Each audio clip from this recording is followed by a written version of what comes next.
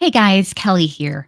I just wanted to explain this episode is a little bit different than our regular recaps. The reason for that is due to some technical difficulties on my end, we had to delay my guest, Rebekah Kochan, and I had to delay recording by a day. And unfortunately, her schedule is really, really busy. So she was only able to record about half the episode with me.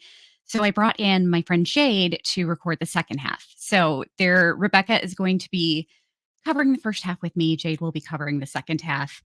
And there isn't much of a transition. So just don't get freaked out when you when you see that the co-host is different.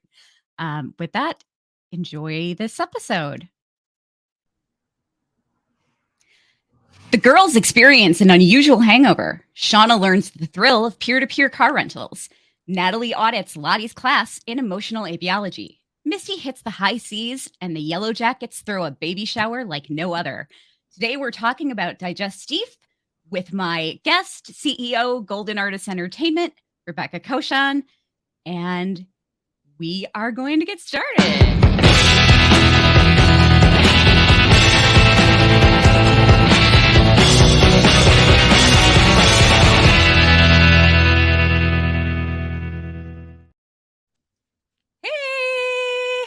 Hi, What's thank up, you so everybody? much for having me.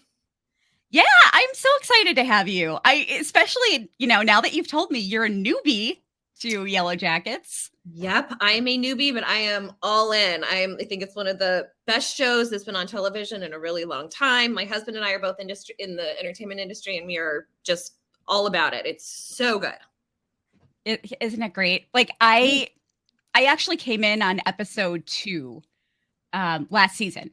Okay. And I was really looking forward to it from all the previews, but I just kind of forgot about it. It slipped my mind, and then I was like, "Oh, it started already." So, yeah, it's actually, I think it's my favorite show of all time.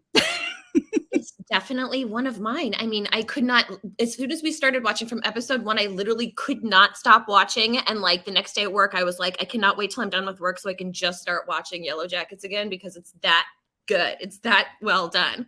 Yeah. That's awesome. Who is your favorite character? Do you have one yet? I don't know. For some reason, I love Natalie. I love teen Natalie, adult Natalie. I know she's a hot mess, but who isn't, right? Yeah. But I just have a soft spot for her. What about you? It's funny because last season I was all about Natalie and Ty, but man, I'm loving Van so much this season. I mean, I've always loved Van, but she's like, she's just Van has been like, Van hasn't gotten a ton of screen time, but what she has been given has been so great. Very interesting, right? Like, where is this going? Yeah. And I can't wait for Lauren Ambrose. I'm so excited. I know. I love her. I've loved her Yeah. since Can't Hardly Wait, like a million years ago. You know, do you know that movie? Yeah. For sure. She's always good in everything. Yeah, she really is. I'm still gonna have I worry that I'm gonna have a hard time getting past thinking of her as Claire Fisher.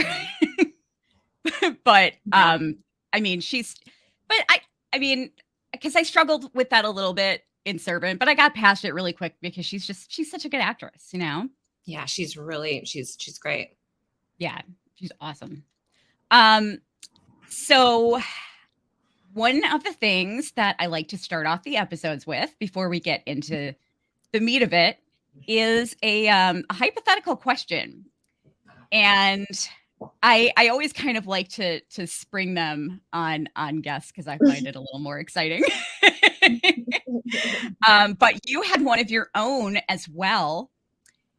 And your hypothetical was, aside from dead bees, what other signs could Lottie have seen at her sanctuary to let her know evil is coming? And I'm thinking that somebody there has to have a heart necklace. I know. That's the other thing, is like there's still this kind of supernatural element that we still don't know about either, right? Mm-hmm. Yeah. which they're Yeah. starting to touch on more and more. Cause again, like I just binge watched the whole thing, but in season 1, we do see Lottie as a little kid, and she obviously has whatever these powers are from a very early age. And then we see her now. So like, who knows how they're going to explain that or what it is or anything like that. Yeah, it's really fascinating. The ending of the episode was so good, but I don't want to jump to it too quickly.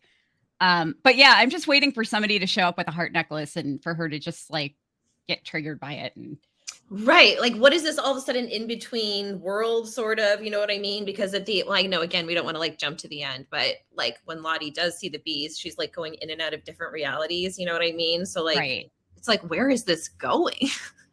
Yeah, I know. Oh, so what about you? What ideas do you have for what she could for what could make her feel like evil was surrounding her? Well, I would assume like people dying, right? More people Mhm. dying, or murder happening, or things like that taking place, or other animals dying, or Yeah. yeah. Well, she's already imagining people speaking French, so Right. Right. now, my hypothetical to go with this episode, what gift would you make for Shauna for the baby shower? Yeah, considering that you're like imagining that you're living in the wilderness. I would try to make one of those rose wreaths probably for her hair, some sort of decorative thing. I did think Oh, about that because I mean limited options, right? yeah. Yeah. Oh, that's cute. I like that. What about you?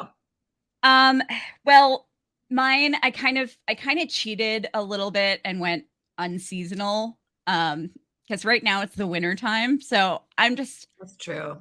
I think I would give her an IOU for the coming season for something that I would make for once the snow clears and it's a little more green. I think I would try to make a baby bonnet out of leaves. Um, just so to protect so the baby has something to like protect its head from getting sunburned or something.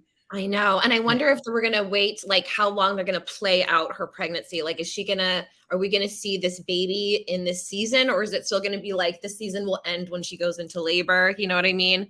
It'll be interesting to yeah. see what happens. Yeah, who knows? I think it's gonna be really something's gonna be really unusual. We might not even get a baby. Who Right. knows? I was thinking timeline wise, the baby can't be her daughter, right? Right, right. Like we know that. So either she has the baby and it dies, or like you said, it's not a baby at all. It's some sort of Mhm. like Game of Thrones situation. A lot of people are I've seen a lot of speculation that, Lisa, Natalie's or I mean, Lottie's Lottie's acolyte that Natalie forked. Okay, yeah, yeah, yeah. Mhm. I've seen a lot of speculation online that she could possibly be Wilderness Baby. Um, What? yeah. Interesting. I haven't heard that. Now, Lottie called the baby a he. Right. Um, Well, see, Nicole well, I wasn't Maines, sure. I wasn't sure if she was referring to the baby or she was talking about this like he who is like in charge of the forest. You know what I mean? I wasn't sure. yeah, yeah. I felt like she was talking about the baby. She Um, probably was. I mean, and she would know, right? right, yeah, definitely. And Nicole Maines is female, but she's transgender and she's played transgender characters. Um, so this could be another opportunity for her to play a transgender character, which would be really cool. Hmm. Um, but so the baby could be assigned male at birth. So yeah, I mean, who knows? I How actually interesting. Now, where is this theory coming from? Like, why do people think that that's the baby? I think because a lot of people seem to feel like she reminds them of Lottie a little bit. I mean, of Shauna a little bit.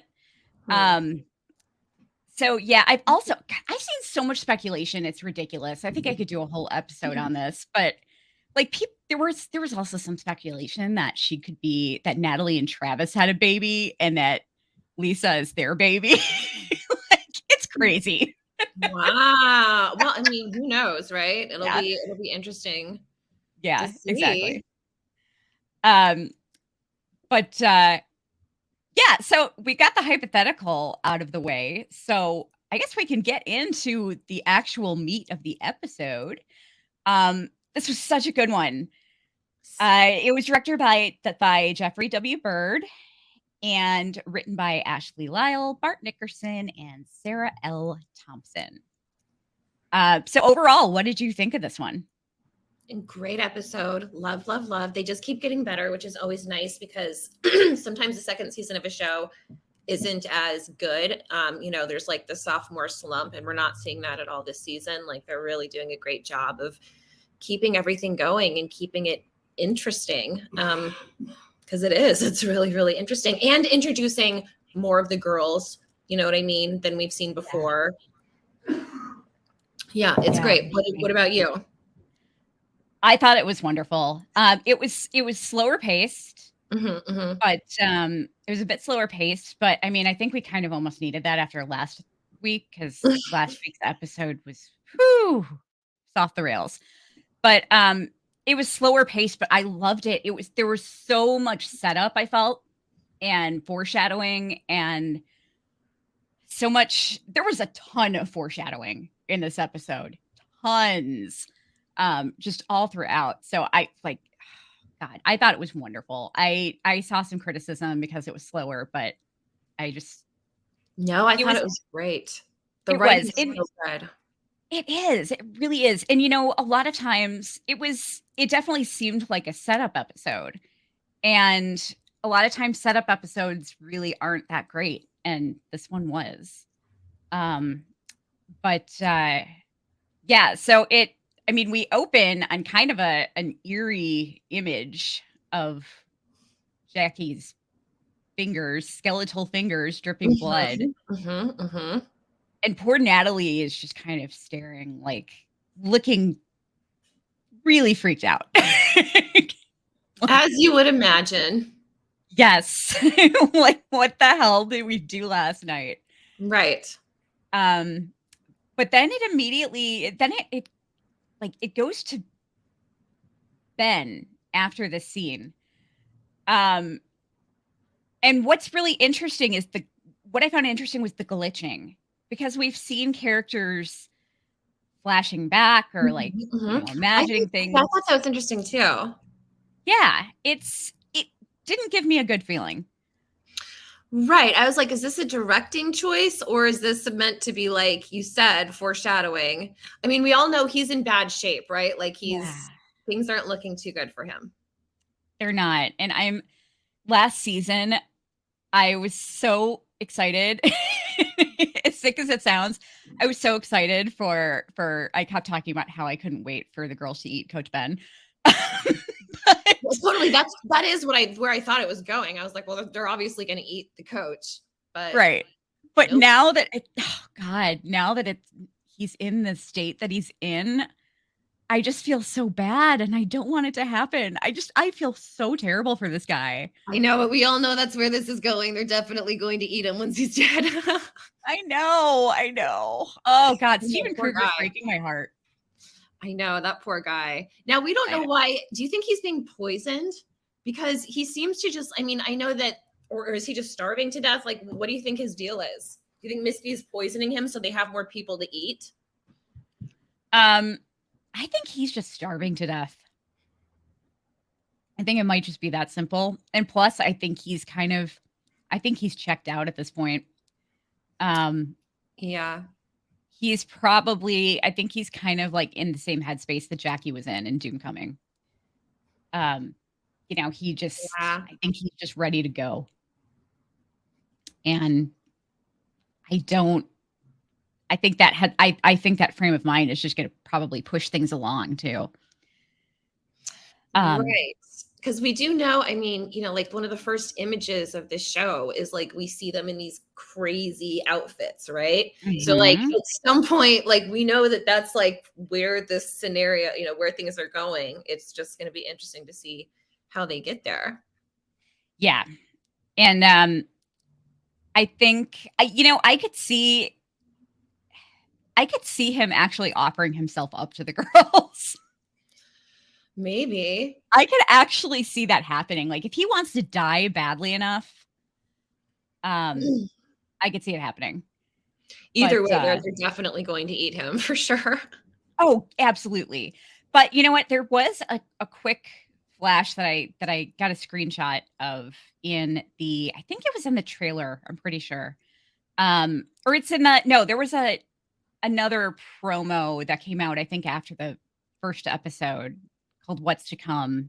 And I have a screenshot of all the girls in the cabin, and it looks like they're eating somebody. Like they're all kind of bent over something, and it looks like they're chowing down, and Natalie's got blood on her face. And um but Coach Ben is actually standing in the corner.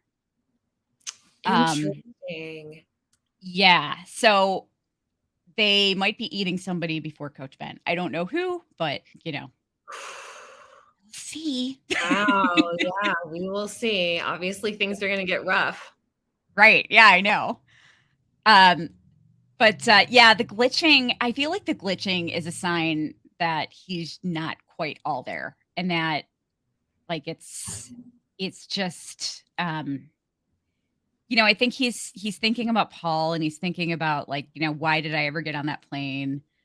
But And Paul's it's kind of a not. dick, by the way, right? What's that? Paul's kind of a dick, by the way, right?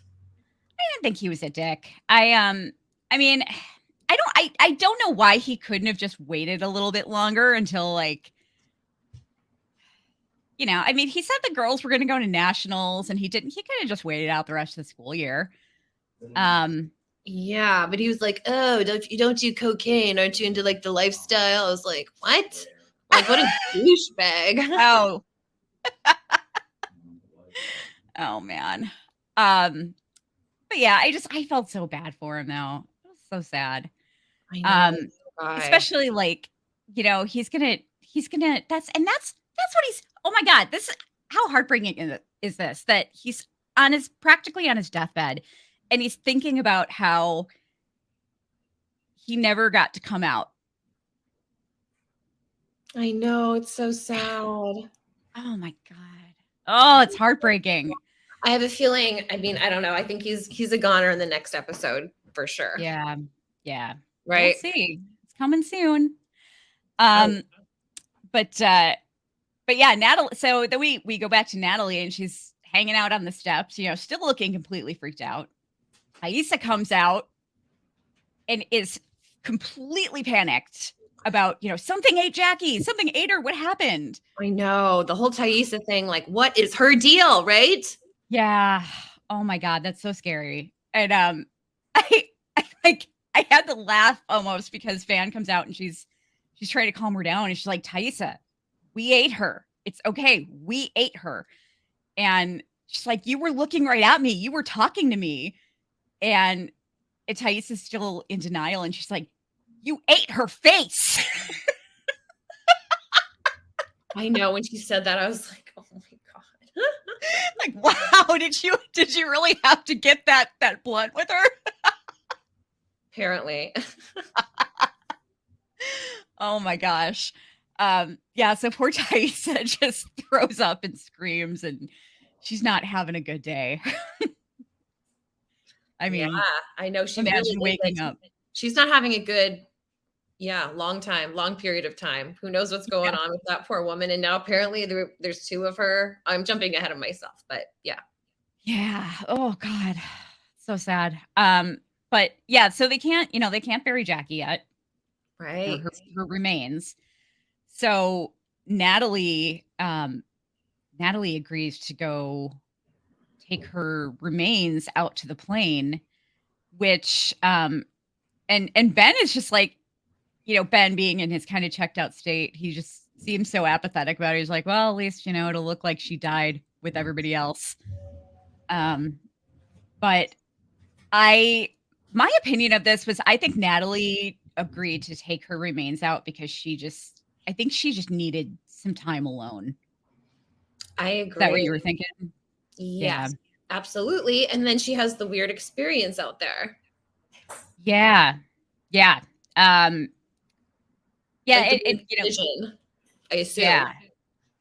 Yeah. That was pretty incredible. But yeah, I mean, Travis actually offered to go with her, which was sweet. But I mean, Lottie was actually kind of trying to be nice to her, but she just was not having it. She is not having Lottie. And I don't know. I I think she might still. I know she's upset with Lottie because of her telling Travis that Javi was still alive, but I wonder if she's still holding on to what happened at Doomcoming. She seems to be the only person who remembers what happened that night.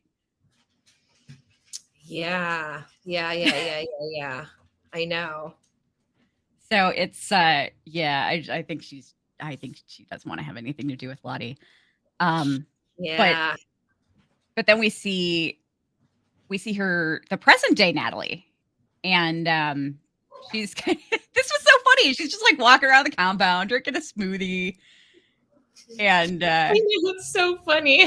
I know. Also, do you know what this compound is supposed to be? Do we have any idea? Well, I saw the name for it. I kind of froze screen when she was looking at the activities board and it said Morning Glory Wellness Center. But yeah, it's just I guess it's just like a wellness retreat compound Facility that Lottie is in charge of. It's very beautiful there. Yep, but there's something weird going on for sure.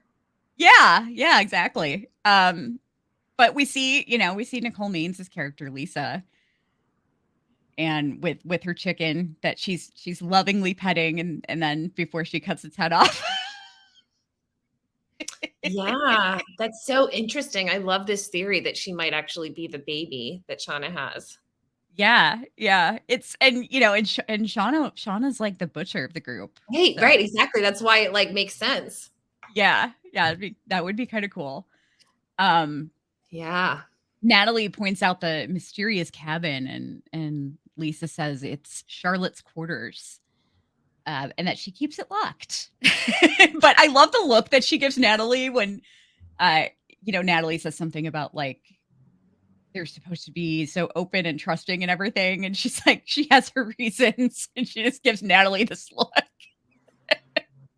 Like, right, really funny. She's got people here that like to attack others with forks. So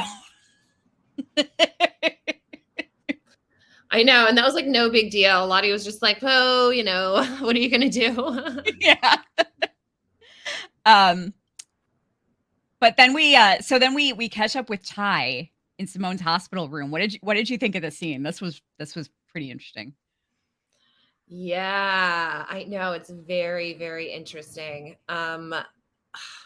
Well, that whole situation is really messy because, obviously she's always had this problem where she's two people, right? Mm-hmm. At least Yeah. that's what has been implied. Going back to when she was a little kid, that scene with her grandmother, right? She sees what does she call it? Faceless man or the man with no eyes. Yeah. Right.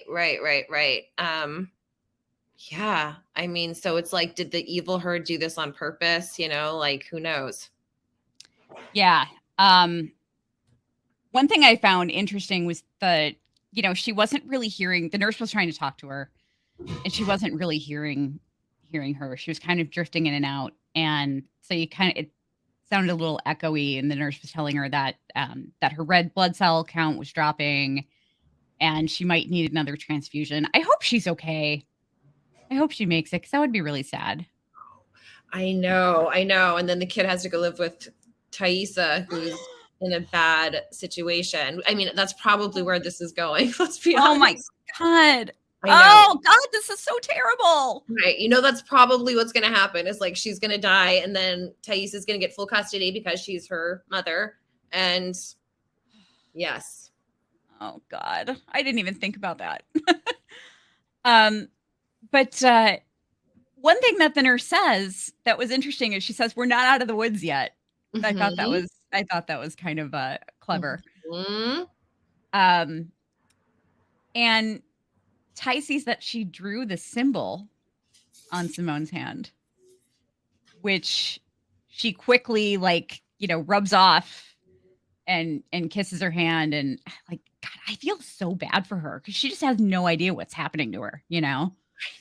Well, and obviously there was a period of time where it wasn't happening because her wife, who she says she's been with for 15 years, seems to like think this is a new thing. You know what I mean? So Yeah. it makes you wonder, like, you know, why was it dormant, or was she just better at hiding it, or, you know, whatever. Well, last season, she had told Simone that started when they were in the wilderness. And Oh, that's right. But obviously it didn't though, right? no, I think that's when it did start. I think she may have had times in her life when it may have tried to find her, but she quickly snapped out of it because somebody suggested that maybe she was in that kind of disassociative state when she broke Allie's leg. Um, because she Oh, said afterwards she didn't mean to do that. So, interesting, right? yeah, but she does not she remembers it starting in the wilderness. And she said that it stopped until recently. But she also made that comment to Shauna about how um all the things that she did, like going to Harvard and Columbia or Mhm, wherever she went and dating all those mhm. beautiful women. And she told Shauna none of it felt real, which makes me think that, you know, maybe she was dealing with that and she just doesn't even realize it. Yeah, could be. Yeah. But she it's interesting though that I mean, she seems so skeptical even when it comes to psychiatry. So Right. it's like, you know, you would think that she would want to, with all this scary stuff happening to her, you would think that she would want to talk to somebody about it. And Right. Yeah, it's a little odd. yeah, yeah, exactly. Um, but yeah, I hope Simone is okay. I uh, really do too, but I don't know. They're I know. probably gonna kill her off, unfortunately. God. Or, I mean, the thing is, or here's another option. She's gonna kill her because here's what's gonna happen is Simone's gonna wake up and be like, "You're sick. I'm gonna tell the authorities about you. You need to step down from your position," and she's gonna kill her. What? I'm telling you. I'm telling you that's what's gonna happen. I know. But I'm telling you that's what's gonna happen. Oh no. Oh God. I hope I not. can totally see evil her doing that because Oh. I mean, we know that evil her is like, you know, when she was like, "What do you want?" and then like ran out of the bathroom, you know what I mean? Hmm. Yeah, evil Ty is capable of doing pretty much anything. Um, Right. I watch. She's gonna like smother her with a pillow or something like that. God, I'm I so know. scared. I know. I know. Um, but we get a great song moment right after this scene. Mhm, Uh, mhm, mhm. Seether, which is a song that like I've seen a lot of people saying that they were hoping to hear in Yellowjackets. Oh, really? So yeah, yeah, I've seen a lot of comments. So I don't know if maybe they did that because there was like so many fan comments about wanting to hear that song in the show. Probably. But yeah, but it was just it was a fun little music moment. And Misty's meeting Walter at his boat, Great Expectations. So we finally get to see Elijah Wood's character. Yep. And so what did you think about this scene? I think it was super fun. I think they're great together, Elijah Wood and Christina Ricci. No. I love this like dynamic that they have, right? Yeah. I do have a theory though. Do you think that Elijah Wood is actually working for the FBI? Ooh, I hadn't thought about that. And he's like trying to infiltrate because they know that like, weird shit's been, everyone knows weird shit's been going down. I don't know. It's just a thought. I have not thought about that. That's really interesting. I'm going to have to sit on that a little bit. Right? But yeah, I loved his comment about, I mean, he does have the boat, which in his reasoning for that was that, you never know when you might need to get out of the country without a passport, but he might also have the boat so that he doesn't have to let anyone know where he lives, Right. Totally. Yeah. So that's really interesting. I like it. But yeah, he's I love him. I love his character already. He's so good. I do too. And another reason why I say that is like they've already made like shown a pattern with Misty like liking guys that don't like her back, you know what I mean? So like Yeah, exactly. And I'm not really into Lord of the Rings. I've never seen the movies. But everything that I've seen Elijah Wood in, it seems like he's almost always playing a really creepy character. Yeah, he's good at it. I mean, yeah. Lord of the Rings is good. It's not my favorite, but he's always good in whatever he's in. I always like him. Yeah, and it's cool to see him playing like he's not so much creepy. He's just kind of a weirdo. He's just kind of a goofy, silly weirdo, and I love it. I love it. Yeah, it'll be fun to see where this goes. I know. I'm excited. Because obviously Misty is like falling for him.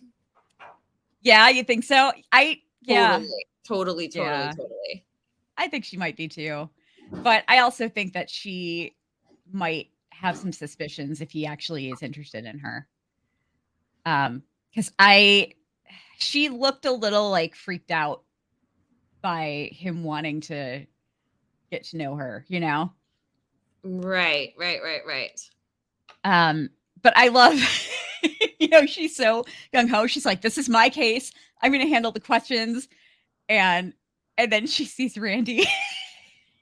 I know, it's so funny. So funny. It's hilarious. And she's just like, she scurries inside, and it was good thinking on Walter's part. He called her, and so she could talk to him through his earpiece. But I love that she said her response to that was Cyrano was overrated. I know, so funny. Totally. I love that. It was a cute scene. I liked it. It was. So then we catch up with Jeff and Shauna in the cafe. Yep. Apparently, Jeff owes his entire identity to strawberry lube. I know. I was like, oh my God, this man is so sad. Right? I know. It's so interesting. Yeah. And looking right into that all throughout season 1, we thought that he was the one cheating, and come to find out he wasn't. I mean, right. And I love his comment that he said he thought that stuff was for bisexuals and goths. Because it seems like something that a character like him would say, Totally. It's such good writing. I know, it's so sad. It really, really is. I know. But I feel bad for him though, because he's just sitting there blaming himself for Shauna cheating on him, and I just like I feel so bad for this poor guy. But the waitress was hilarious. She hears him mention strawberry lube, and she's like immediately turns around. So funny, right? Yeah, that's really, really funny. I love it. I know, it's great. they're driving home and he decides he's going to just make it a unexpected turn, and they're going to go to Williamsburg to churn butter. Right. Like, that was the most romantic thing he could think of. I know. It's so hilarious.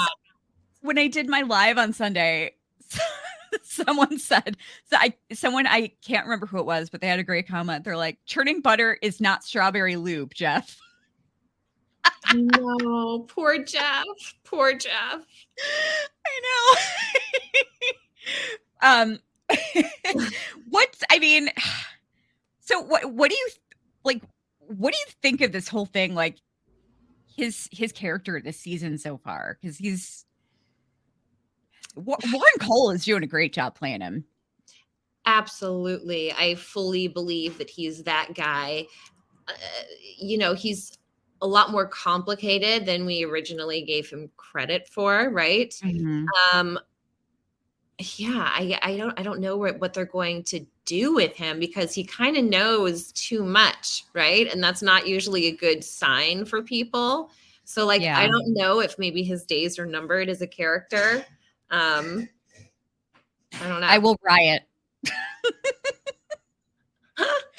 I will riot if anything happens to Jeff.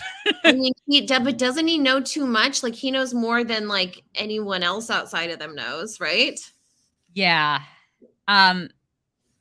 Yeah, he does.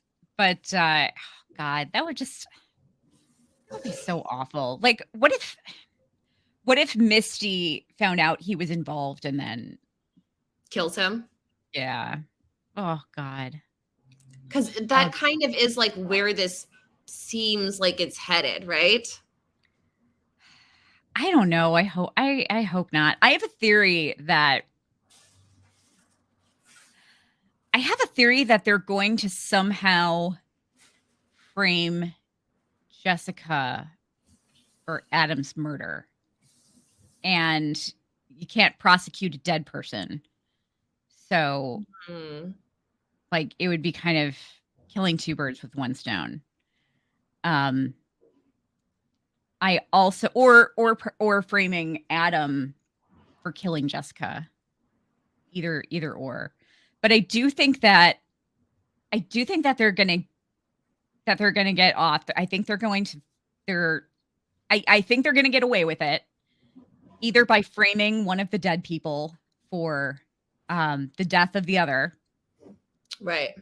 And I think that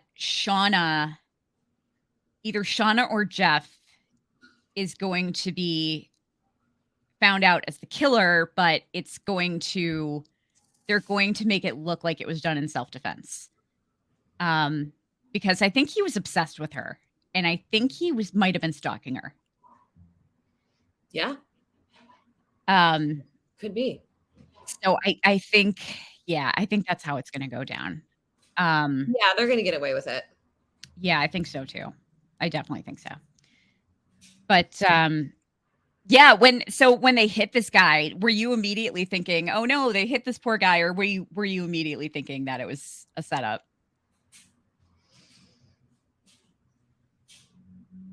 I don't know. I kind of thought it was a setup. Yeah.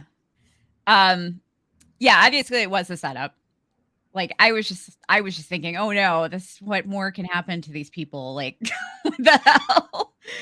But Shauna turns into Rambo.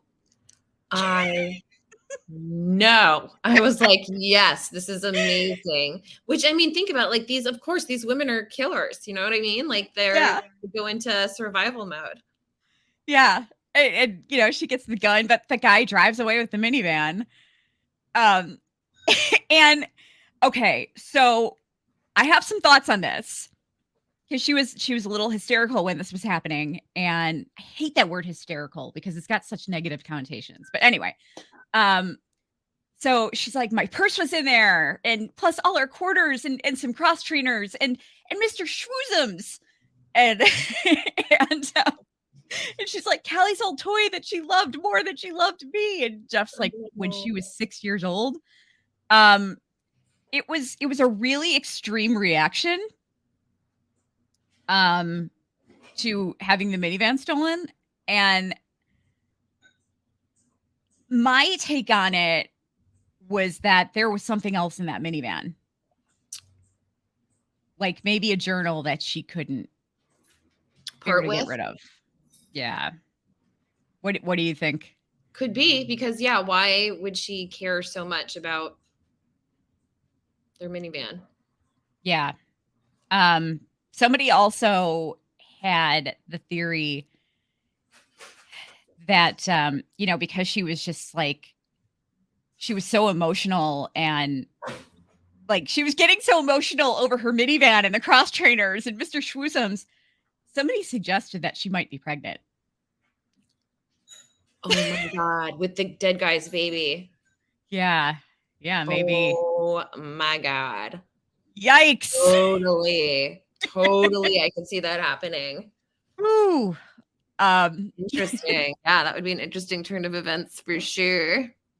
I wonder why she had Mr. Schwoozums in the van though. I mean, because she was kind of making fun of Jeff for still having that bag that said daddy on it that Yeah. Natalie referred to as the Etsy reject. Um, so yeah, I don't know. That's weird. Maybe there might be stuff. I wonder if there's stuff In hidden. in the Mr. Yeah. That's an That idea. could I mean, she did give it back to her daughter to cuddle with, but that doesn't necessarily mean there's not something in it. But what could it be? Um, yeah, I don't know. I mean, it could be journal pages. Um, Yeah. who knows? It could be maybe the heart necklace. Um, it I don't know. You know what? I wonder if I just had a thought. This just came to me now. Jackie had a stuffed bear in her room. I wonder if Mr. Schwoozums is that bear. If maybe that was Jackie's. I could totally see that being a thing. Absolutely. That would explain why she was still holding on to it. Right. But Nice. Yeah. so we get some interesting foreshadowing in the next scene with Natalie and Lottie. Natalie's checking out the Morning Glory Wellness Center activity board, and Lottie's trying to get her to pick something to join. And she shows her the Beehive. Right. And she says that in winter they cluster around the queen and vibrate to keep her warm. When a new queen hatches, the first thing she does is sting all the other unborn queens to death. And Natalie says, I can see why you like them. And Lottie replies with, it isn't brutal, it's natural. It's simply what has to be done. Otherwise, they starve. We all do. What were your thoughts on this little dialogue here? I wasn't sure. I mean, because we all know that they're eating people in the wilderness, but I don't know what she meant. She meant something by that comment, obviously. Mm-hmm. I'm not sure what we're supposed to read into about that. What did you think? I mean, it was definitely very cryptic. We haven't really seen enough, in my opinion, to kind of put together what it was foreshadowing or what it represents or what was going through Natalie's mind when she was saying all of this. But it made me think about the theory that the Antler Queen is kind of like a rotating position. Oh, interesting. And that possibly when somebody becomes the Antler Queen, they may be on the chopping block next. Like when it's time for somebody else to become the queen. You know what I mean? That's interesting because they do. I mean, at least going back to the first episode, it certainly seems to be implied that Misty is the queen at one point, right? Well, she was in the first episode. She was seen as the script described her as the overseer. So she seems kind of like the right hand of the Antler Queen. But yeah, I think it's I originally didn't like the theory that it was like a rotating position, but now I'm thinking about it a lot more, and I'm kind of growing attached to it a little bit. Yeah. Yeah, it's great. But yeah, so and also, fun fact, Yellowjackets, the insect, they actually will sometimes cannibalize each other after they die. Or if there's not enough food. So Oh. and I posted something about that on Twitter, and Ashley Lyle responded with like a winky face or something. So I'm taking that as confirmation, Ashley. Totally. 1000%. Yeah, that Yellowjackets was very deliberate for that reason. So then we see we go back to the wilderness, and Nat's taken off with Jackie's bones, and Shauna's kind of like having a bit of a turning point here. She's freaking out. She's talking to Lottie, and she says she feels like she's everything's out of control, and she doesn't know what's going to happen next. And she wanted to, like, Lottie tells her that it's what Jackie would have wanted, and she said, but I wanted it too. She's worried that she's going to hurt the baby. And that's the first time when we hear Lottie describe the baby as him. She's like, you won't hurt the baby. We should do something to welcome him. And right. Shauna's like, him? And she's like, for you. So Lottie just kind of tries to brush it off, like, right, like right, she didn't right. really mean to say that. But it's yeah, she suggests having a baby shower, and the girls I felt so bad. I had so much empathy for this scene because the girls all got so excited. I know. I know, like, because they're just like, their faces, especially Mari, like her face just lit up like it was the greatest thing to ever happen. I know. Like what an awful situation that this is like that these girls are acting like this is the greatest thing to ever happen to them. Right. Right. Right. So sad. Yeah.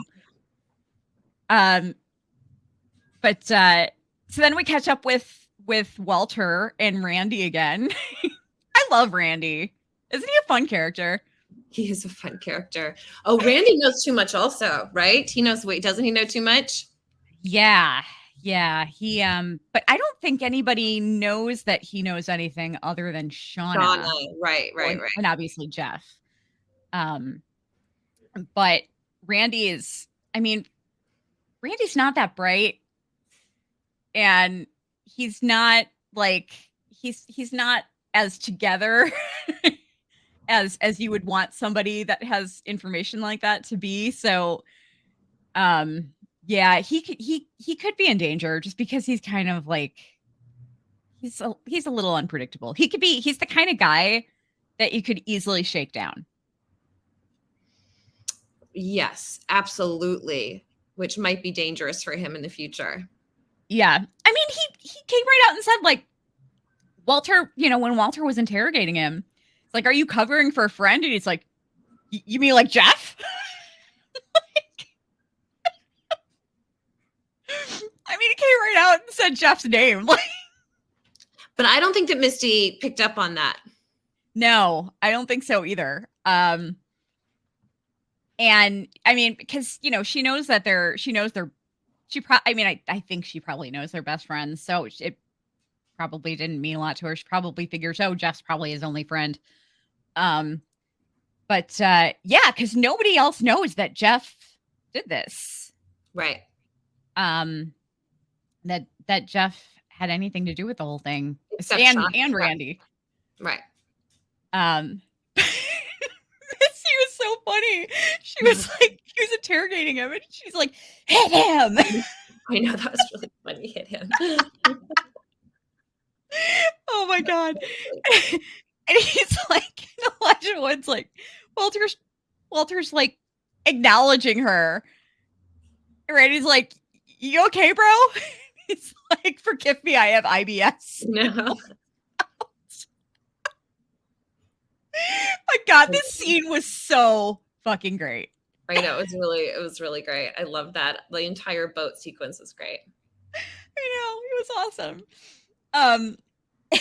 So Walter, Misty's trying to tell him he once made a classmate eat a frog. You have to be bad cop is the only thing that works on him. Oh my god. Oh, we saw the new Aquila previously, but we actually got a scene with the new Aquila. It's and she seems great. I'm still having trouble though adjusting to the recasting. You know what I mean? Yeah, what are you gonna do? Yeah. But yeah, I guess Kia King had some scheduling conflicts and couldn't do the second season. But I mean, just from the little bit that we've seen of Nia Sandaya, who's now playing Aquila, she seems great. Yeah, I agree. She's great.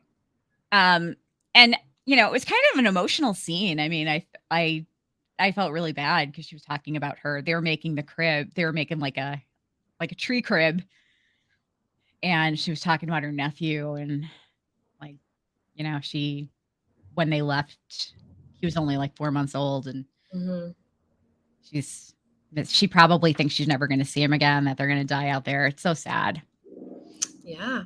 I mean, and that is what they would have thought at that point, right? Yeah, for sure.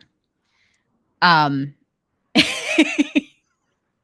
Mari's making like a little mobile, and Van's like, "That's good, Mari. The baby can dream it's being stabbed to death every night." I know. And then she hears dripping. She comments that she's like, "There it is again. Do you guys hear that?" So she's hearing dripping. What did you pick up from that? Because I had very strong feelings about it. Well, we assume that something weird and paranormal is going on in the house, right? Because when they did the seance in season 1, like the window blew open and like there was all the. So we're not done seeing the creepiness of the house, I don't think. Yeah. I felt like Mari was when Mari said she was hearing dripping. The first image that came to my mind was the scene of Pit Girl hanging and the blood dripping into the snow. And it just it gave me Pit Girl foreshadowing vibes. And I'm just like I've been kind of insistent upon the idea that Mari is Pit Girl, and this kind of sealed it for me. Yeah, probably. Yeah, because we do know somebody's going to go that way. For sure. Did you see the did you see the meme that I posted on Twitter today about the devil and the eggs? No, I didn't see it. Hold on, I want to go look up. So the next scene we've got Misty and Crystal chatting, and Misty is revealing her love for deviled eggs, and it was perfect timing because when I was making my notes for this episode, I came across a meme online that said, "The devil whispered into my ear, 'You're not strong enough to stand the storm.' And I whispered back, 'I love your eggs.'" So I I posted that on Twitter and said I stole it from Misty. That's funny. Crystal had some great dialogue. I love Crystal. Yeah. She was like, "Okay, swear you won't tell.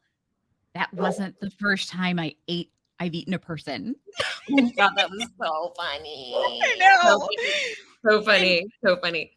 She mentioned she absorbed her identical twin in the womb and that she likes to think she's channeling her when she's up on stage. I know. And I love, like, that made Misty so happy. Like, she was so into it. I know. It's so weird. So weird. I know. I loved it. There's a lot of theorizing online that Crystal is imaginary.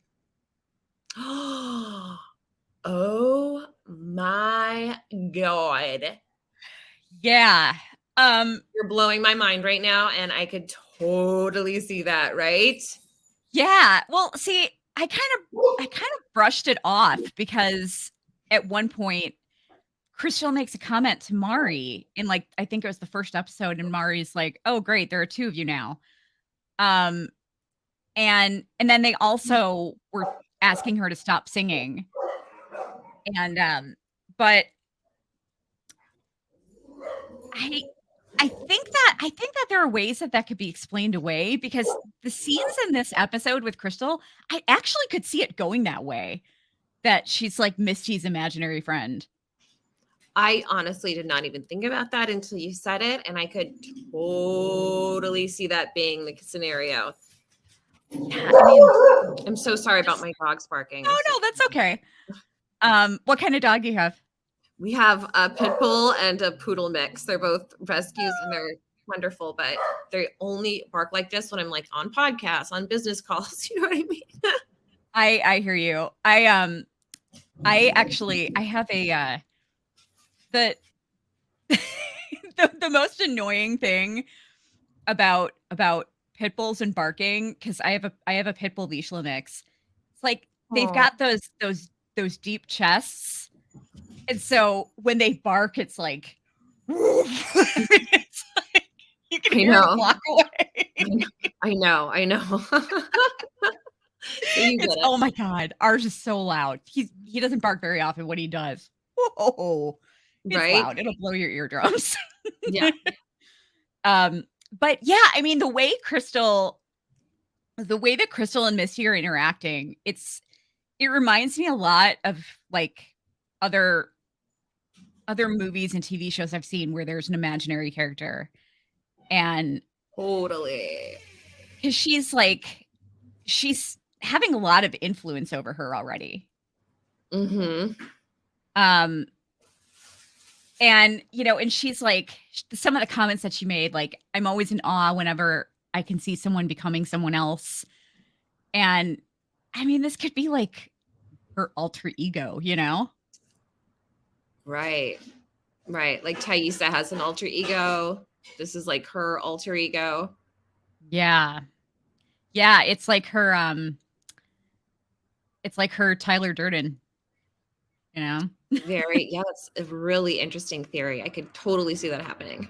Yeah, me too. And it's funny because I totally blew that off at first. I'm like, that's not gonna be, that doesn't make sense. But yeah, I like it now. Totally makes sense. Yeah. So then Ben comes inside and his stomach is gurgling.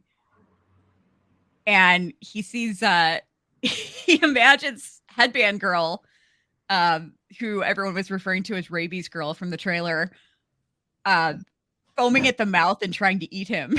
Like, this poor guy. I know, this poor guy. Oh God.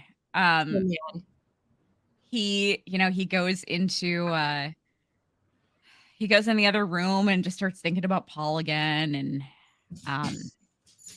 I kind of hope that we see, I would love to see, like, the family members and loved ones reacting to them being gone. You know what I mean? So I would love to see, I'd love to see Paul, finding out that the plane crashed. And but the next scene with Nat and Jackie was really, I loved this scene. It was really interesting. Nat takes Jackie's remains to the plane, and she just kind of has a sweet moment with her because Jackie was never very nice to her. Right. And Natalie's just like, she's being a little bit of a smart ass, but she's being very respectful, and she's like, "You're lucky. Things are gonna get a lot worse out here. Way to make everyone jealous of you one last time for being dead." Which is a great line. Yeah. And she's like, "Eating you could be the reason that we survive the winter. So thank you. Rest in peace." And then she hears some clattering outside, and she sees the moose. The white moose. Mm-hmm. Which, I mean, those are really rare. I think there's like 30 of them or something like that. Right. But it seems to be a vision, right? Because she tries to shoot it and then it disappears. Right. I think it was definitely a vision. Yeah. But, interestingly enough, somebody, when I did the live the other night, somebody mentioned that could be where they get the white pelt from. So it could be Natalie envisioning this white moose, and then they actually see it. That's true, because they do have a white pelt where I can't, like, where else would they have gotten it from? Yeah. And that could cause Natalie to maybe start buying into Lottie's, into what she refers to as Lottie's bullshit. Yeah. If she starts having visions. And Mari's having auditory hallucinations, and I mean, it's like everyone is losing it, kind of seeing things, so it was kind of interesting. I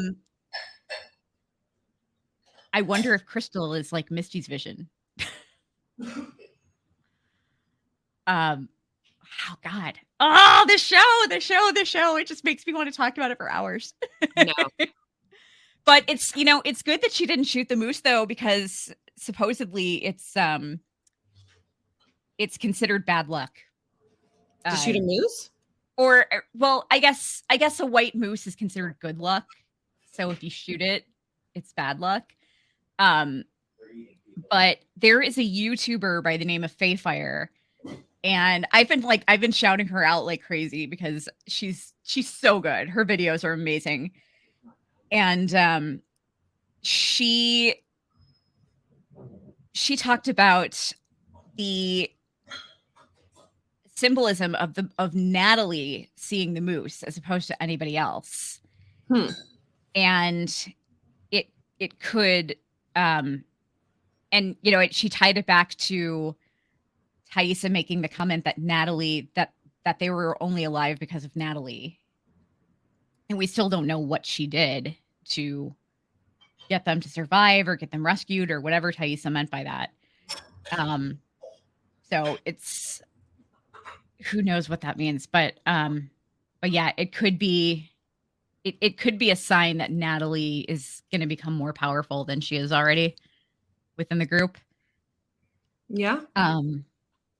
And so then we cut back to Walter and Randy, and he is Walter's threatening him with a rotary tool. And Misty's back in the other room, just like getting super excited about it. I know. She's such a weirdo. I love it. But was it not hilarious though? He was like, Misty was like, 2 words, international waters. And he's like, we're not. She's like, he doesn't know that. And Randy's like, we're not what? I know. The whole scene was so funny. I know. They're docked. She's like, international waters. Oh my God, this scene. I want to watch it over and over again. It was really funny. Yeah. So Sammy Hanratty, who plays young Misty, is she has been referring to Misty and Crystal as Krusty. Oh, that's funny.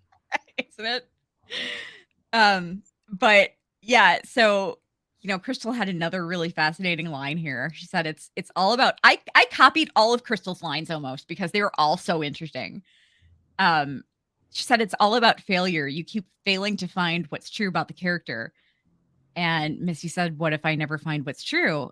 And she said, "Then as my acting coach always says, you found the biggest truth of all. We're made of lies." Um, and oh God, it's so interesting. It just, it plays more into the idea of her being She's not real. imaginary. Yeah. Yeah, it really, really does. Oh, it's so fascinating. Um, the next scene with Van and Taissa was really cool. Yeah. Um, what were you thinking when Van was like, "Hey, can I follow you?" I was like, well, good. I hope they're able to like get to the bottom of this, but it didn't really, pan out. I mean, now she knows that obviously Taissa doesn't know what's going on, right? Like that she was Yeah. blacking out and she's like, it's, a blackout situation, but yeah, who knows? Um, so she put on her shoes and followed her, and Taissa led her right to the tree with the symbol on it. Yep. So freaky. And she refers to Van's like, "How do you know where you're going?" And she says, "He shows me." He shows me, And right? Yeah. yeah. And Van's like, "Who's he?" And Taissa says, "The one with no eyes." And she's like, "Is that who you always follow?" And Bad Taissa says, "Only when she lets me," which was really ominous. Right. Meaning the I other wonder, her, obviously. like, what do you think that she meant by that? I mean, she was obviously referring to Taissa because she said Van said who's she, and she said Taissa. Like, what do you think that means? That maybe Taissa does kind of subconsciously know what's happening, or Yeah, she has to, right? That's what that has to mean. Like, that she knows that there's two of her, obviously. yeah, God, that's or maybe, I mean, yeah, I don't know. I hate to think that but I mean, if she's aware on some subconscious level, it's not like it's not like she's capable of controlling it. If it's just like on a subconscious level, you know? Um, so I guess it would make sense, but it really it freaked me out. Um, and then she woke up. I did a the next scene is with Jeff and Kevin in the gym, and I did a funny little like caption thing on Twitter for this one, and I posted a photo of Jeff confronting Kevin in the gym, and it was people had some great caption ideas. um, it was so funny. I'm gonna retweet those after this episode. But he was it's so funny because he was such a like he was just such an annoying gym bro at that moment. Like the guy like tried to get on the machine. He's like, "I'm still using that." I know. It's so sad and ridiculous. Did you notice that he had on a Wisconsin high school baseball hoodie? No. Yeah. Like the sleeves were cut off of it. But it was a Wisconsin High baseball hoodie. So he's like still living in the past. But yeah, that was kind of a mistake for him to confront Kevin, huh? Yeah, it definitely was. Hey guys, so I'm here with Jade now. We just had a little co-host switchover, and if you are familiar with my channel, you've seen Jade before, and you'll probably see her again. But I wanted to, since there's kind of like a little in-between period here, I wanted to just go over a few general housekeeping things. First of all, if you're watching this, please be sure to like and subscribe and turn on notifications so you'll know when I go live, which I'm kind of starting to do more often now. Also, I'm super close to monetization right now, which could be really, really helpful for me for some stuff that's going on that I'll get to in a moment. So if anything, like if you could subscribe, like, comment, share my content with your friends, it would be a huge deal to me. Also, if you're listening to this, please take a moment to leave a review if you use a podcast app that lets you do so. I'm unfortunately getting review bombed daily right now, so your review would help out a lot. You can keep up with the show on social media at facebook.com/the Antler Queens and Instagram and Twitter at the Antler Queens. Also at our website, theantlerqueenspodcast.com. Uh, Now, there's something else that I wanted to bring up that I'll have a banner, a ticker kind of going across the screen here in a moment. But I am currently raising money for a surgery that I've been needing for over a year. I took a pretty nasty fall last March and broke one of the leads in the stimulator that I have in my back. Um, I had the stimulator implanted to help me with symptoms of complex regional pain syndrome, CRPS. And in the year that it's been broken, it was the relief that it gave me was immense. I mean, I went from just being in complete agony 24/7 to just like zipping around the grocery store. Um, in the year that it's been broken, I've been in pain 24/7. Episodes are getting harder to do, as is everything else. It's literally getting worse by the day. Um, I've also been experiencing a great deal of mental health issues recently as a result of some really terrifying constant harassment that's been targeted towards the show for the past several months. I have an amazing therapist, but unfortunately, I can't see her due to not being able to afford my deductible. So my deductible is $5,000. I've so far raised $400 with the help of the wonderful supporters that watch and listen to the show. So thank you all so much. Um, if you don't have the means to donate, if you could share that information, that would be wonderful. I'm actually going to have a actual link soon, but in the meantime, I'll put up my Cash App and Venmo in the ticker in a second. But once I reach my goal of $5,000, then I'll be able to get my surgery, to get my stimulator fixed, and see my therapist, and hopefully start feeling somewhat semi-functional again. So that's kind of everything that's going on right now. Jade, how's your week been so far? Had a long week. Yeah, you've had a rough one.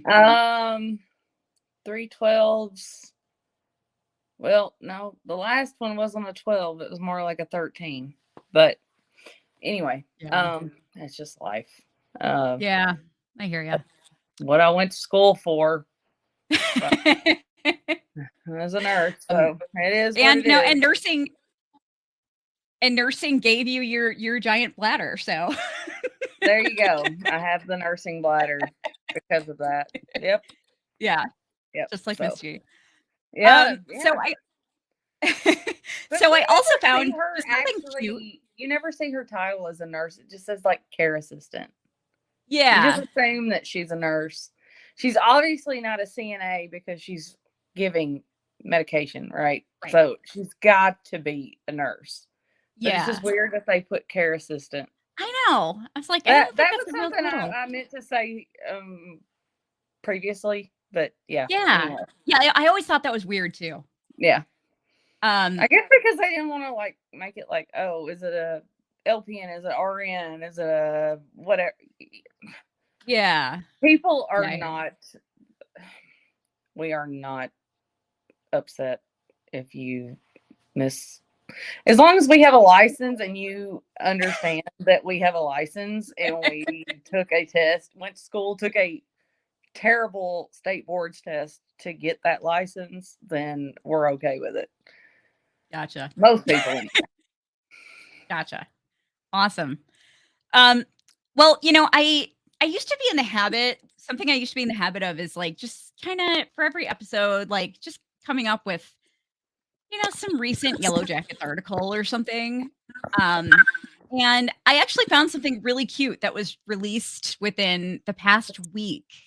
And actually today, I found this on New York Post, and it was basically, here's the Yellowjackets character that aligns with your zodiac sign.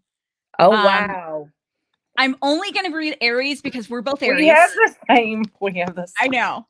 And well, I know my rising and my moon though too. So I don't know any of that. Well, but that I will play put a factor. But I will put a link in the show notes to the article so you can all check out what Yellowjackets character you align with based on your zodiac sign. So this is what we got, Jade. We got Jeff. He's pure. He's so pure. Jeff is Aries, ruled by Mars. He just wants his wife to love him. Yeah. And I honestly feel that way. Like, he is the most sincere person on this show right now. I love him. The rest of them are just like, I'm gonna do what I gotta do. How can you not love Jeff? I know. But yeah, so he's an Aries that favors action over caution. He's ruled by Mars and driven by id impulse. Aries folks are prone to making rash decisions and have a hard time saying no to sex and cars. Sex and cars? Is that what you said? Yeah. Well, because he had sex in car. He had sex in a car with Shauna. Sex in cars. I thought you said sex and cars. I was like, that's a big purchase, buying some cars. I bought like two or three in my life. Yeah, right. Yeah, I think he drives a mini. Like, they have a minivan and some like old sedan that looks like it's about 12 years old. So true. Yeah, but so enter two-timing loan shark seeking diary reading, glitter spilling, blackmailing former jock Jeff. Among the unsung merits of Aries is their willingness to perform questionable acts of heroism and stand up when they see someone being cut down. We see these qualities expressed in Jeff, who, for all his faults, was still willing to take a murder rap for his wife, love her in spite and because of her serious flaws, and flat out refuse to let Jackie's awful wasp parents insult her. Some saviors don't wear capes, folks. They run failed furniture stores. But his furniture store is doing great now suddenly, though. Wasp parents? Wow. Whoa. They went there. So yeah, I'll put the link there and you guys can take a look and see what that's great. I'm curious to see what my rising and I will say because Aries usually are really good friends with Leos, and Jackie is a Leo. Horns. We have horns. Yeah. Capricorn. So Jackie's a Leo. Oh yeah. Yeah. So we would be friends with Jackie. Well, Aries and fire. Yeah, it's fire signs. Aries, Leo, and Sagittarius are fire signs. And so normally they get along. I have dated a Leo. I'm not going to tell you that ain't great. Because fire and fire doesn't always work. Yeah, that's true. And also we have good relationships with Sagittarians. And yeah, that's what I said. Leo and Sagittarius are fire signs as well. Yeah. And Laura Lee is a Sagittarius. And Libras. Libras are like opposite on like the spectrum, like the will. So okay. We supposedly get along really well with Libras. Oh, okay. Well, that's Shauna. Yeah. Oh, Shauna is Shauna. Well, there you go. That's Shauna. And we didn't even talk about this beforehand. So yeah, so we're friends with Jackie, Shauna, and Laura Lee. What was Laura Lee? Laura Lee is a Sagittarius. Oh, okay. Okay, got it. Yeah. But yeah, so Rebekah was only able to join for half the episode, so you're gonna take over. Okay. And we kind of left off at a good part because it was about halfway through the episode. And we left off at a part that you said you have a lot of thoughts on, and that's Natalie bringing Jackie's remains to the plane. She had some really cool dialogue in this scene too. Them bones. Yeah. Yep. But I like that she talked to her, you know? I like that I did. I liked that she actually said, like, what was it? What was the dialogue? I actually copied it because I liked it so much. I just had it in my head. She said, "You're lucky, you know. I think shit's You're gonna get a lot lucky." worse out here." Yes, shit's gonna get a lot worse. But she said something before then, something about you've given everybody, or maybe it was after you've given everybody another reason to hate you, or something like that. Like, yeah, she or be said, "Way to jealous make of everyone." you. She said, "Shit's gonna get a lot worse out here, but you're already dead. So, way to make everyone jealous of you one last time." And I'm sorry for what we did. Yeah. Which And that proves that yes, she did eat her. But like I said, you can go back through. You never seen her.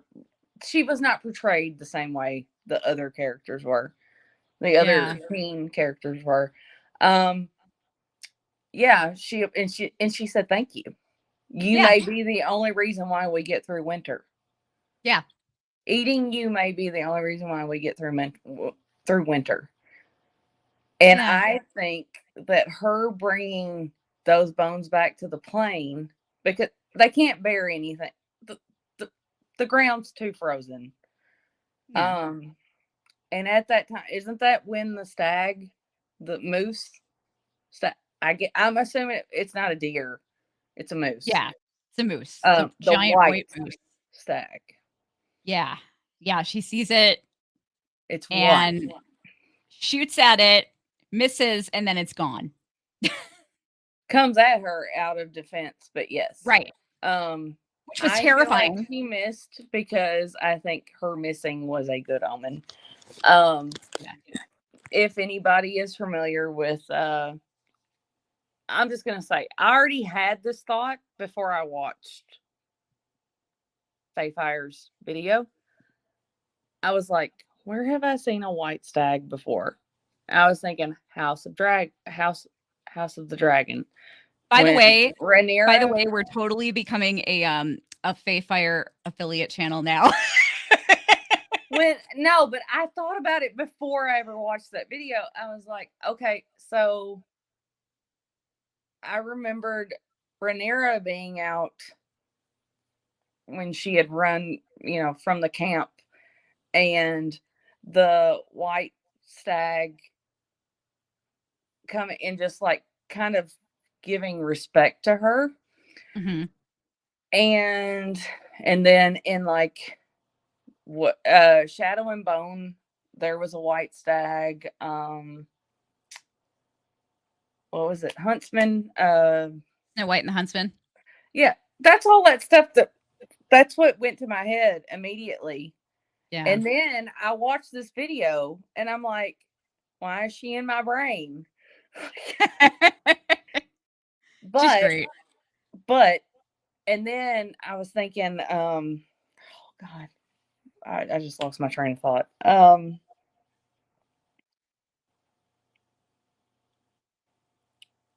Go ahead. I just lost my train of thought. I'll find it. Sorry. Oh no. No, I mean that's pretty much it. I mean, it's supposed to a white moose is supposed to represent good luck. Any white animal in the wilderness is supposed to be good luck. Okay. It's supposed to represent a lot of indigenous cultures And like I said, I watched Faith Fire's video, but I already knew this stuff prior to. A lot of indigenous cultures seen white animals as being good omens because they were so rare. So, like, your kings and queens would see white animals, and that was normally like, okay, this person's supposed to be in the position that they're in. Does that make sense? Yeah. Yeah. Yeah. So it's I interesting knew that it all came this from stuff Natalie. before I watched that video. I just don't want her thinking that I knew this stuff, but like it all came back when I watched that. I was like, what? Yeah. Yeah. No, it's interesting that it came to Yeah, Natalie. we're a Faith Fire fan girl podcast for sure. Yes. Yes. Faith I'm Fire not even part affiliate. of the podcast, but I'm gonna say I'm a fangirl. Yeah, yeah, totally. We're a Faith Fire affiliate podcast. We don't actually get paid, but we promote her anyway because she's awesome. Hey, I subscribed today when I watched It was funny that. because I was like, I already had these notes written down like a few Yeah. days ago, and I was like, then I watched like, it. get out of my head, woman. Now I didn't know about like the certain tribes and stuff like that. I didn't know about that. Yeah. But I knew that white animals were, sacred. Yeah. Yeah, for sure. Yeah. Yeah, it was funny because she was in the live chat for our live show on Sunday, and she came on. She popped on just as I was telling everybody to go watch this awesome video of hers, so it was kind of perfect timing. Oh wow. It was almost like she heard her name or something. It just worked out that way. It's weird how things. Look, I had deja vu today whenever I was logging on here. So yeah. So I get it. But no, I loved that scene though. It was really cool. Scary as hell when the moose came charging, but it was cool. But it was just weird how it just disappeared. So that's what makes me think that it was an omen. And then it just brings to the forefront that, everybody's been questioning if Natalie we've all talked about the Antler Queen like role rotating, right? Or alternate, or it's changing, right? Mm-hmm. Do I think Lottie is the initial Antler Queen? Absolutely. Do I think Natalie becomes a leader figure at some point? Absolutely, because yes, in the first season, they do say you're the reason we got out. Right. I don't remember which episode it was, but I do remember that. Yeah. Yeah, it's I can't wait to find out what that means. I'm excited. But and I'm still curious as to I still feel like they're gonna split. There's too many they will. people. I don't feel like they ate 8 people, right? Because the Cannibal Council is what, 7? 8. That was 7. No, there's 8 on the Cannibal Council. Okay. But still there's like 15 or 16 people. They didn't eat. I'm telling you, I don't think they got to the point of like choosing to eat each other until the second winter. Yeah. I think Jackie was, yes, this presented itself. But I don't think they're like looking at each other and saying, "Oh, I want to eat you." Yeah, that sounds terrible. Well, I just watched a Yellowjackets cast thing, and it was like, which character would you want to eat you? And Sammy Henratty said, "In what way?" So that's what's in my brain. So I have to. I can't. I had never seen it before, and I watched it today. So that's probably why I went there. oh my gosh. But like, I don't think that they're thinking that way. I think it was like, okay, this was presented to us and we did it. We did it. We admit that we did it. Now, I think most people myself and a lot of people called that Ty was in her fugue state when she was partaking. Mhm. And we saw it. Yeah. Yeah, she definitely was. Yeah. And then Yeah. my heart's breaking for Ben this episode. I know.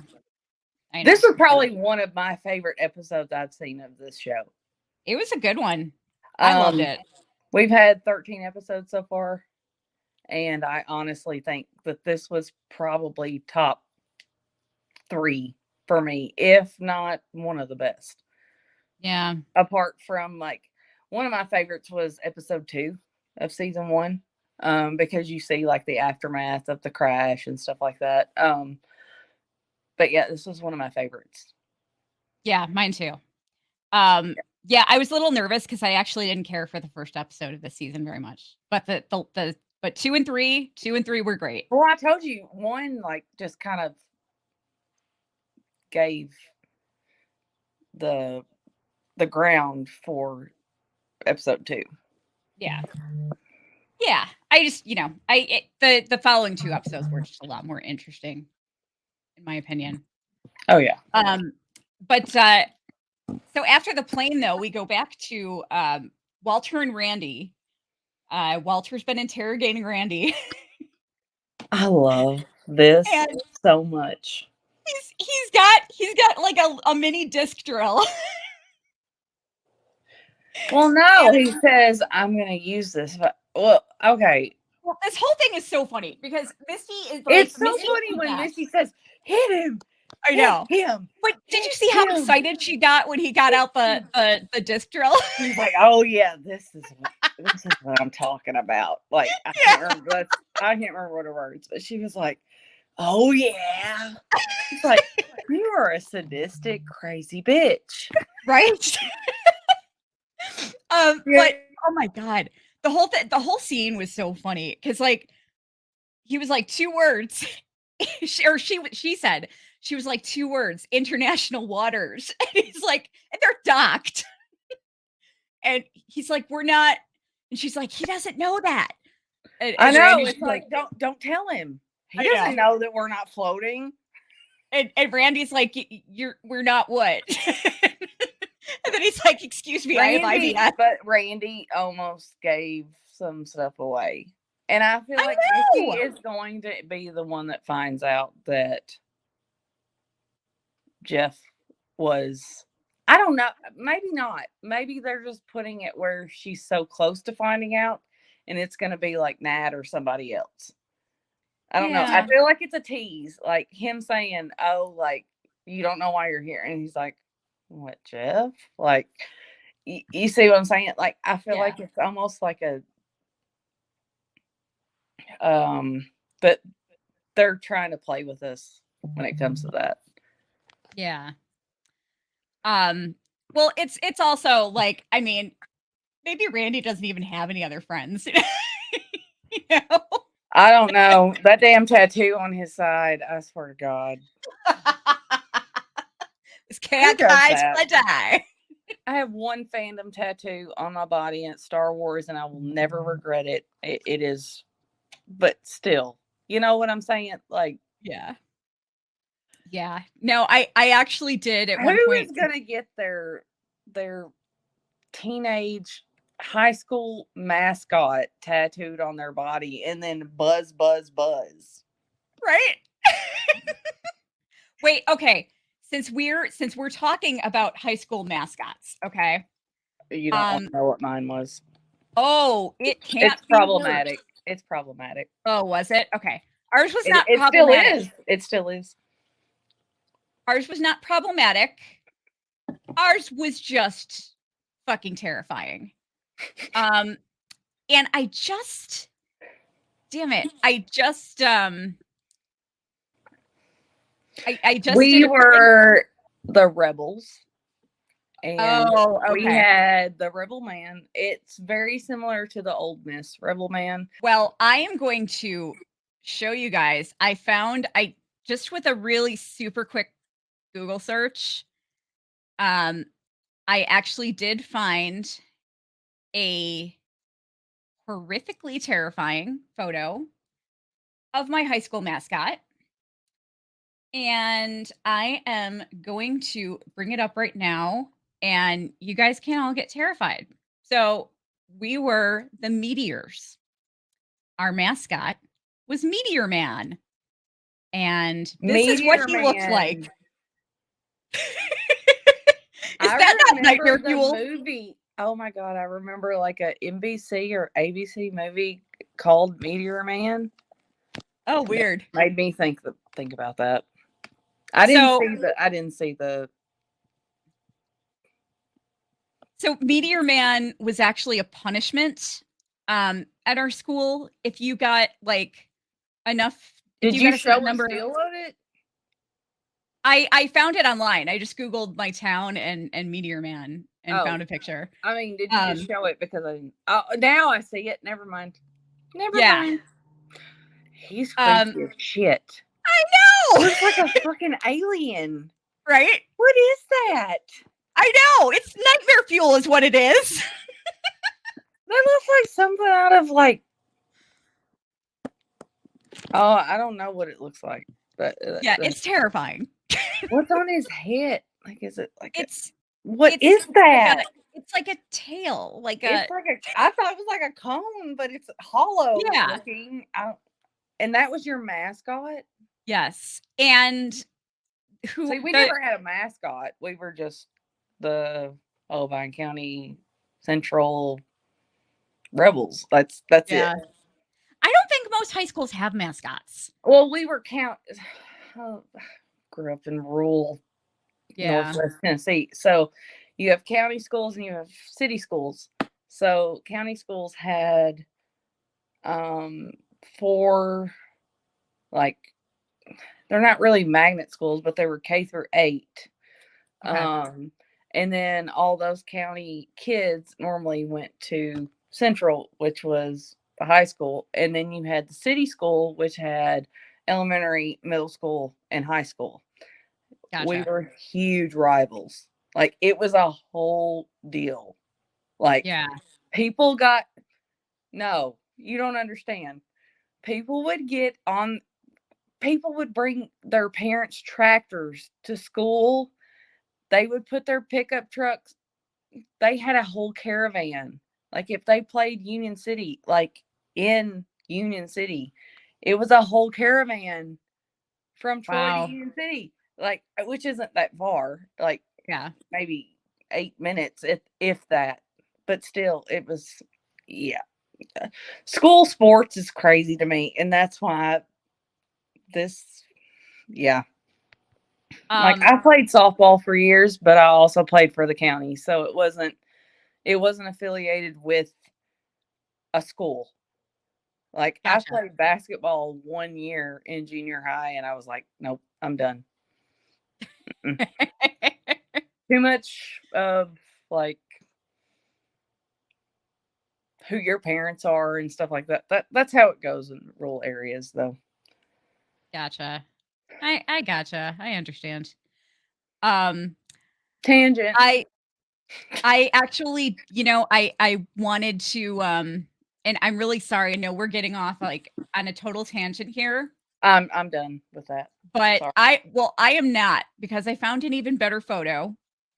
Somebody photoshopped. It is Yellowjackets. I mean, that is the school mascot. Well, our mascot actually has. Did we see an actual Yellowjacket in season? It was in season 1, episode 1, wasn't it? There was an actual person dressed up as a Yellowjacket, wasn't there? Beside Misty, like when they're at the pepper alley. Maybe not. I don't know. Maybe not. I'm dreaming it. Remember. But I don't remember. But I actually found a Facebook page for Meteor Man, and it's basically just a Facebook page for like my town, my hometown. Oh my god! And somebody they photoshopped Calumet City, Illinois. The other one, but let me tell you, somebody in this photo that I found, somebody photoshopped a picture, but someone photoshopped Meteor Man into a picture of an Easter bunny and a little kid. I'm gonna be horrified. Oh my! No. Throw it away. Throw it away. Throw it away. No. Jade is terrified. She's gonna have nightmares now. Throw it away. Wait, there's one I'm just saying, throw it away. I don't. There's one more. He's in casual wear in a game. Why does his head look like that? What is that? It's supposed to be a meteor. I don't know. There's nothing about. I mean, if they said alien man, that would make sense. But like, what is this thing? It's like the tail. I think it's supposed to be the tail. But it's out of his cranium. The base of his skull. Makes no sense. I guess like only the head part is supposed to be the meteor. He's a man with a meteor I thought that the boll weevil was bad, but I've never seen that. You took it.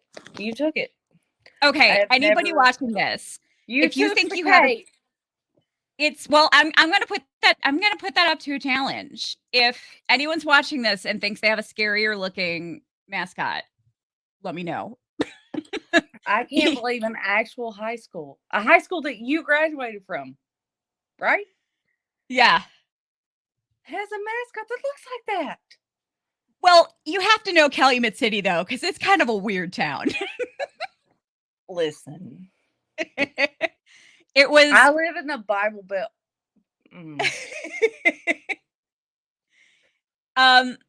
Put her down. That's what they say. Put it down. Put it down.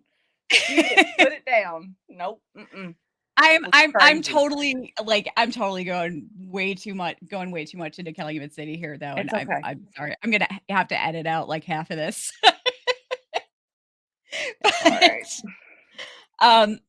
But yeah, anyway, so where did we leave off? Okay, yeah. I don't even know where we left off. We were talking about. So yeah, Randy was Walter was interrogating Randy. Yes. And but then yes, I brought up the buzz. Who would put a tattoo on their body? Okay. Yeah. Yep. That's how we got into it. Okay. And then I loved Misty and Walter's chemistry. I do too. I don't know that I've ever seen Elijah Wood and they have worked together before, right? The Ice Storm. Old stuff. Yeah, I don't know if I ever saw that movie. I didn't, but I would have been very small. But yeah. But then we go to Misty and her 90s partner in crime, Crystal, which Sammy Hanratty is now referring to as Krusty. Krusty. And I'm not gonna jump ahead, but I have comments. Okay. Unless we're at that point.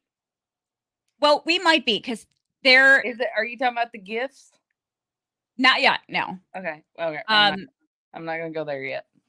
But Crystal has some fascinating dialogue.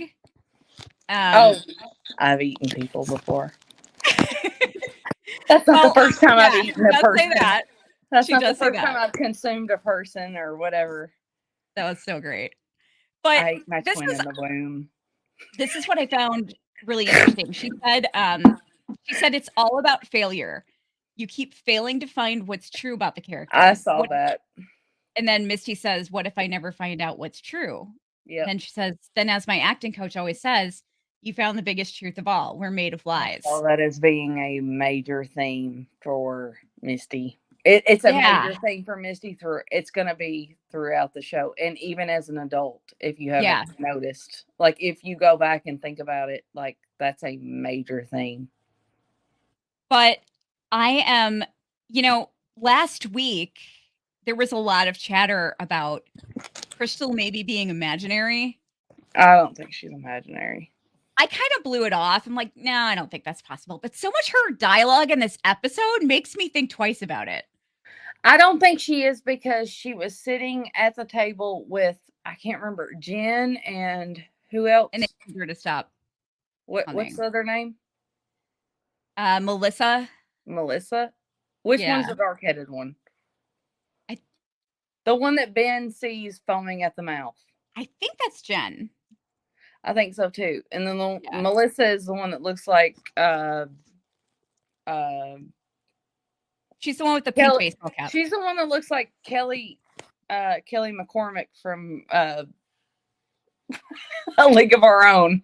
I swear to God, she does. With the backwards baseball hat and all that stuff. I think the fact that they look at her and say, like, or like Jen or Melissa, whoever says, like, stop singing. She's like, I was humming.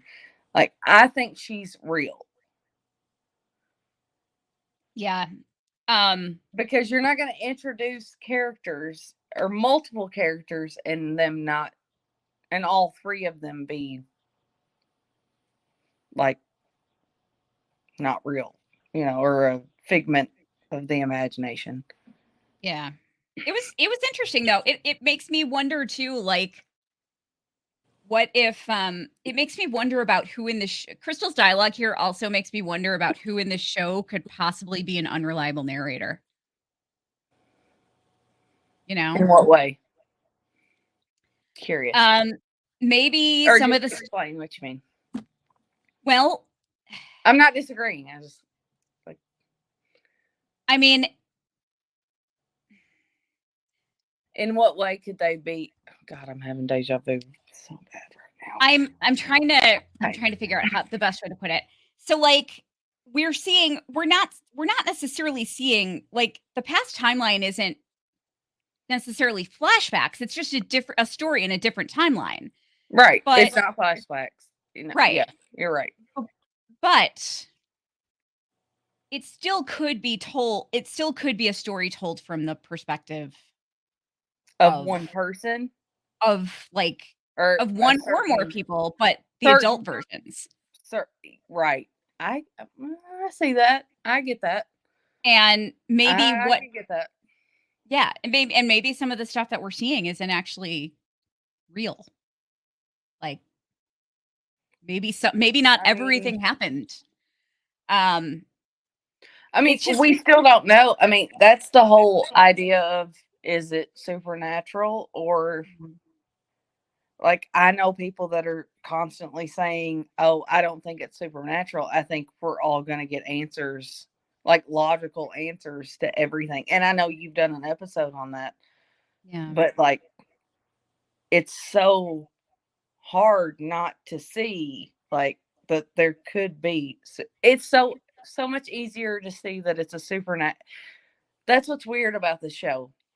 Most shows, it's like, oh, there's a logical reasoning, but no, there's a supernatural underlying reason.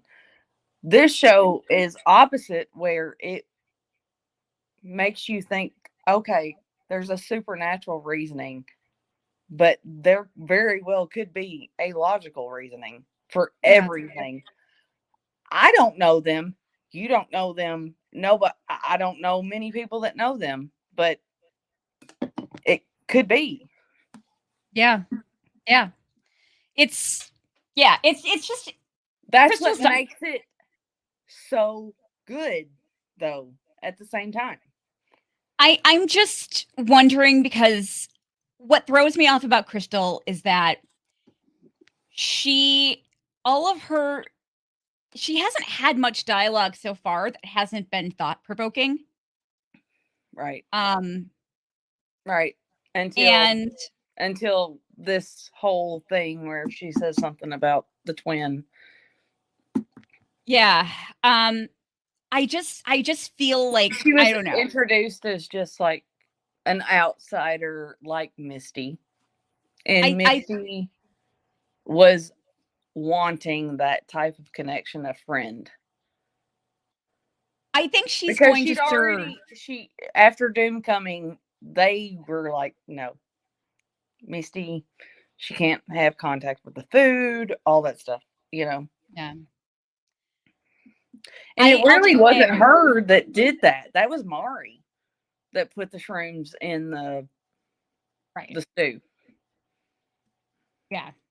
But But Misty didn't tell her though either at the same time. So it's like kind of like guilty by omission or like omission, I guess. I don't just Well, guilty because you didn't tell. I'll just say I think she's going to serve a very important role. Crystal is? Oh yeah, Yeah. I agree. In the show. I think she's going to provide, I think her character is there to basically just provide some really fascinating insight. But I'm saying, like, as far as her not being real, like, I would say that would be understandable if Misty was the only person that had come in contact with her, but you had that Jen and Melissa character also interact with her. But that could have been Misty though. But here's the thing. Coach Ben saw Jen foaming at the mouth when he came in. So it's not just him or Misty, unless Misty, I don't know, maybe Misty cursed him or something where they have the same damn visions. I don't know. Like at this point, I have no idea. I never thought about that. I just said it. But yeah. No, it's yeah, it's remember, just something I've been thinking. In this episode, she was foaming at the mouth. That was like, that was he's Jen. so hungry. Yeah. That was Jen. Jen was foaming at the mouth. Yep, Jen. Melissa is the blonde. Yep. Yeah. Or lighter hair. Yeah. And then we see Van. Man, Van's a good thinker. So she's kind of like watching Ty fall asleep. Van is the ultimate girlfriend that you want. Oh yeah. Absolutely. Not girlfriend as in girlfriend. She is the ultimate woman you want as your wife. Just saying. Yes. She's absolutely wife material. Everyone should want to marry Van. Wife that up. Yes. Yes. Exactly. But she's watching Ty fall asleep, and then Ty gets up and starts undoing the rope. And she talks to her, and she's like, because she remembered that I'm not letting you go unless you let me go with you. Yeah. And she got the idea to talk to her because she said that the night before she was talking to her while she was in that fugue state. You were talking to, when they were eating Jackie, we talked to each other. Yeah. You ate her face.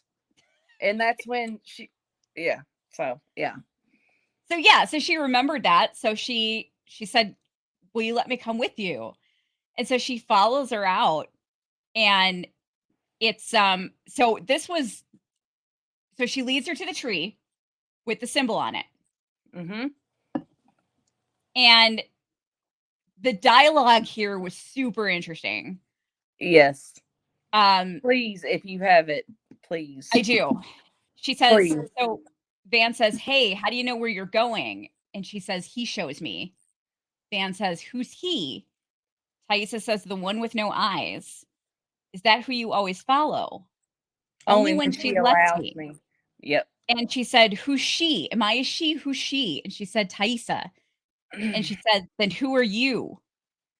She never answered. And she gets this weird look, but like she gets a flashback. Answers. Yep. Because she asks her about the man with no eyes. And Taissa said, I said that?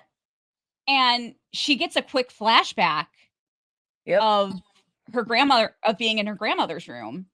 Yeah. When she says, don't let that man take my eyes. Yeah. Yeah. And that they pulled that back in from season 1. Yeah. And I feel like that might have been her remembering that for the first time. Because I've never thought that she was aware that Taissa was aware of the man with no eyes. I always felt like only fugue state Ty, only the lady in the tree Ty was aware of the man with no eyes.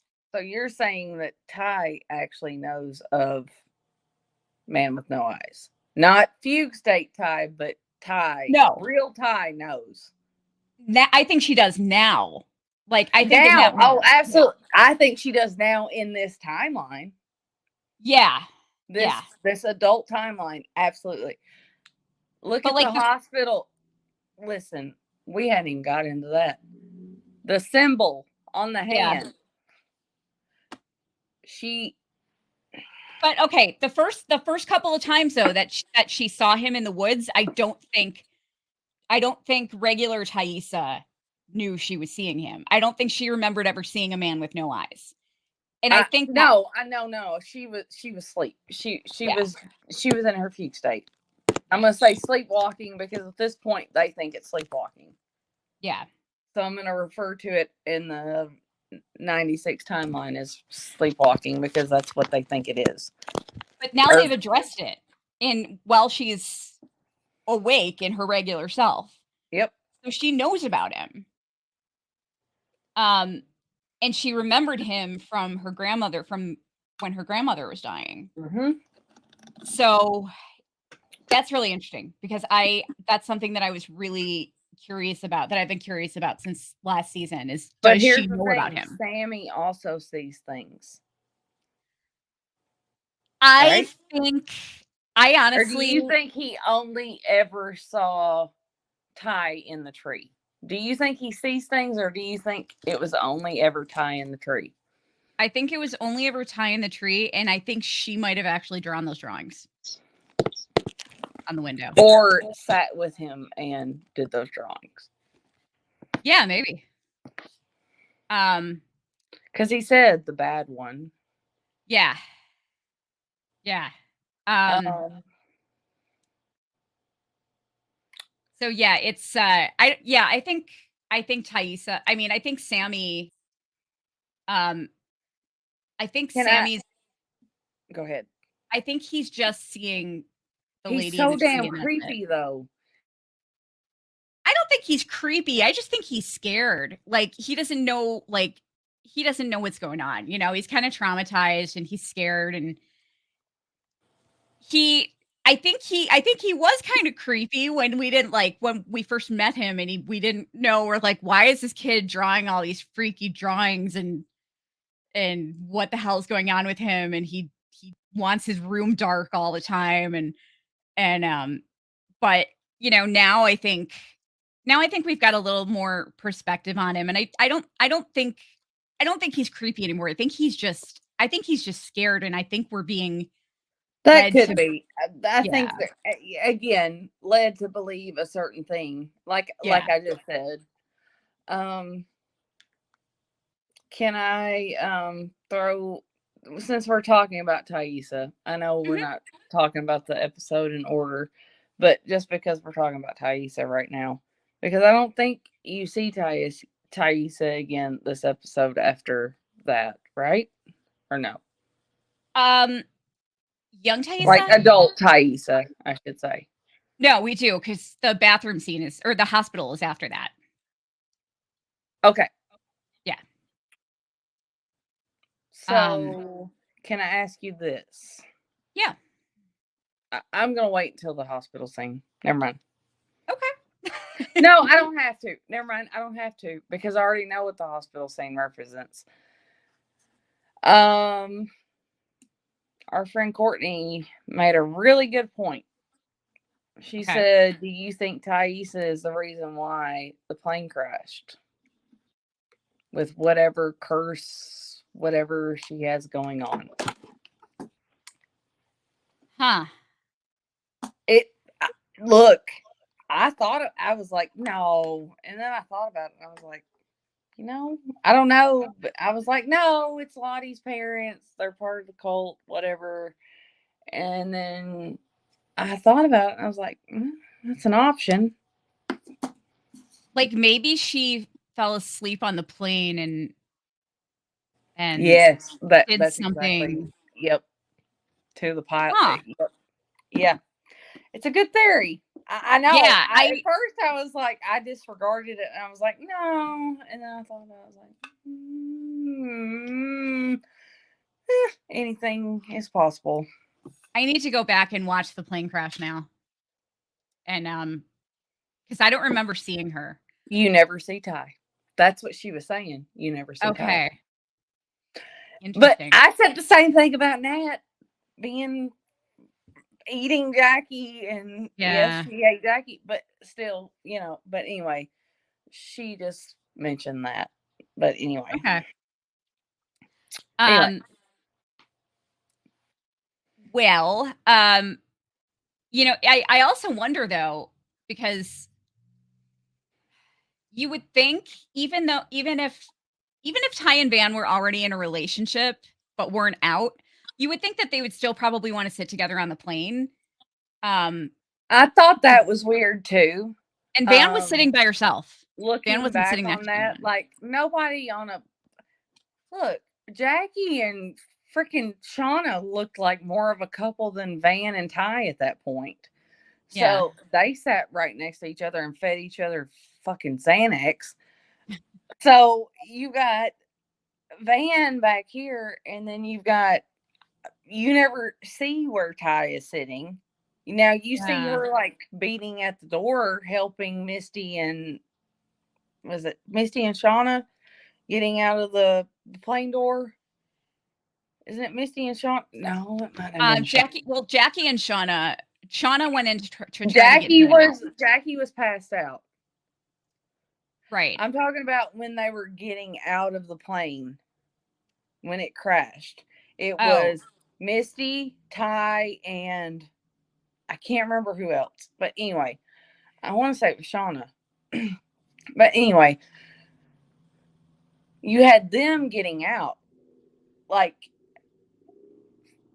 Shauna and Jackie had more reason to look like they were a couple than Van and Ty. Yeah. So I always thought that too. Like I get what you're saying.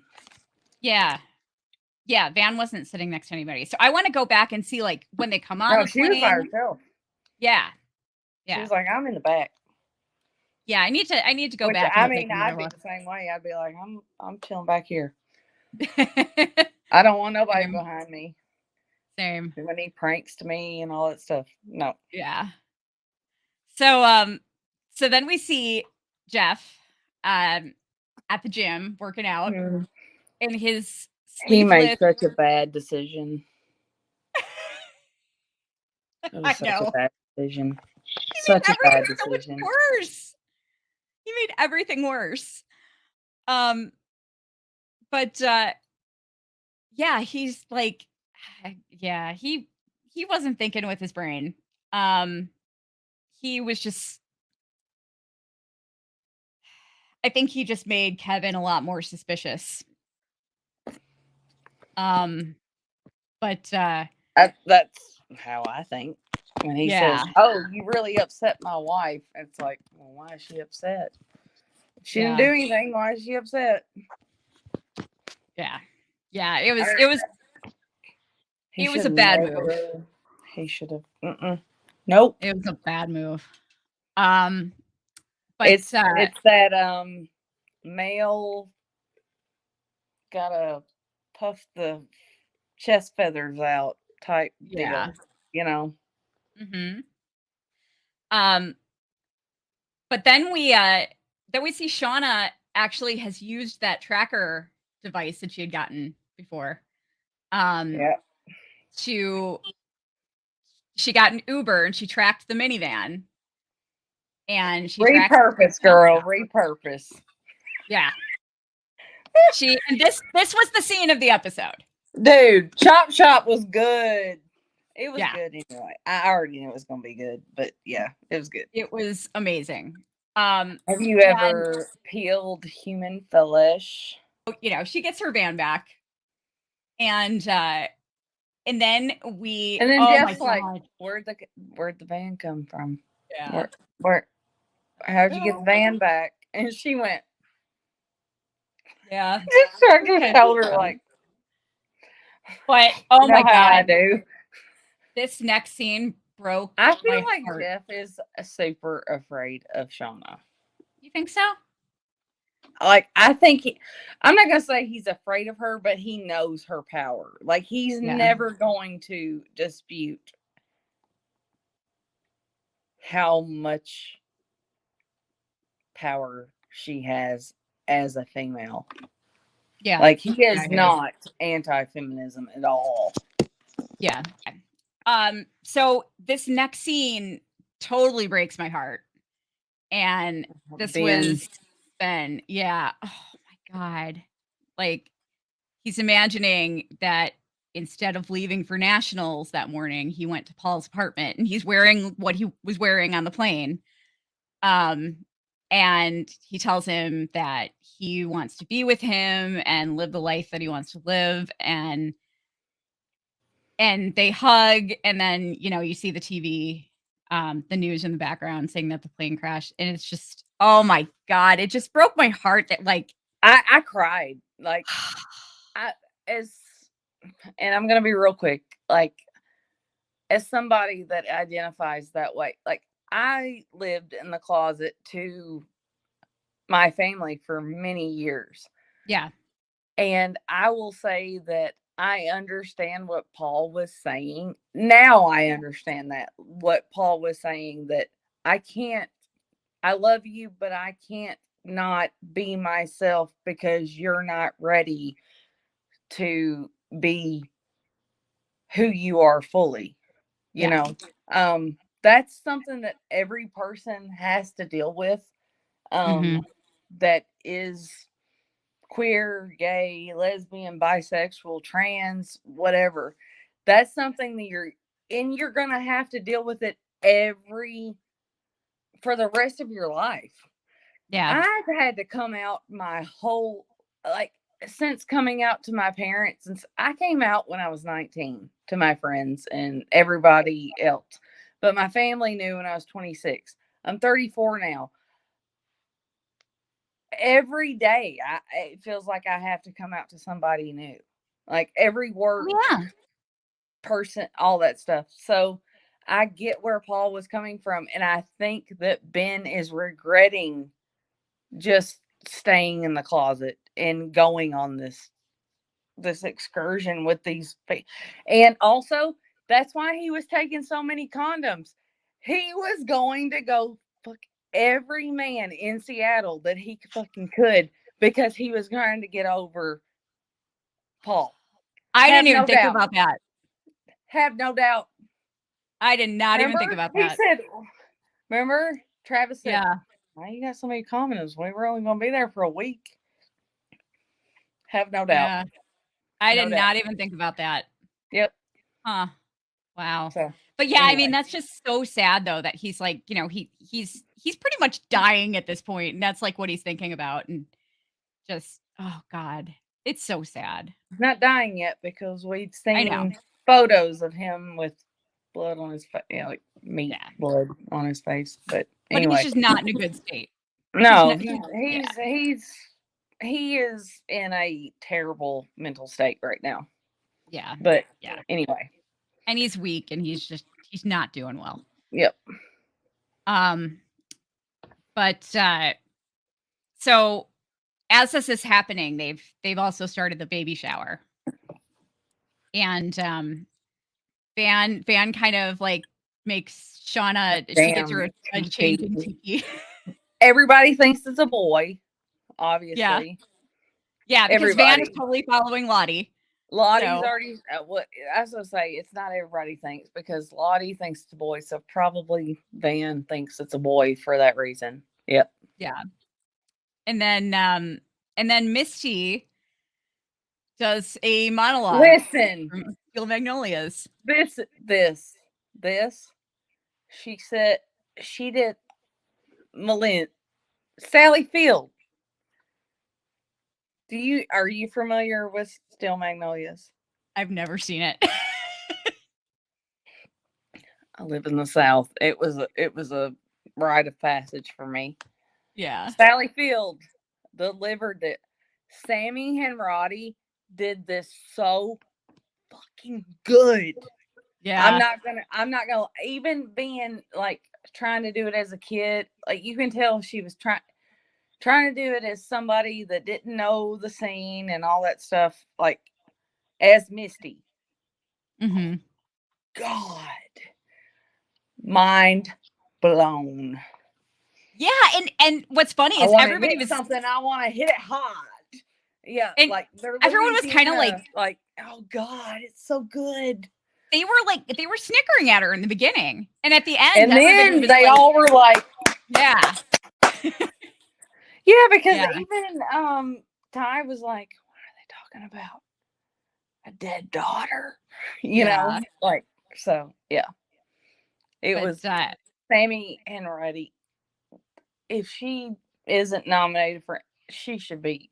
That was great. Oh my God. you did a good job.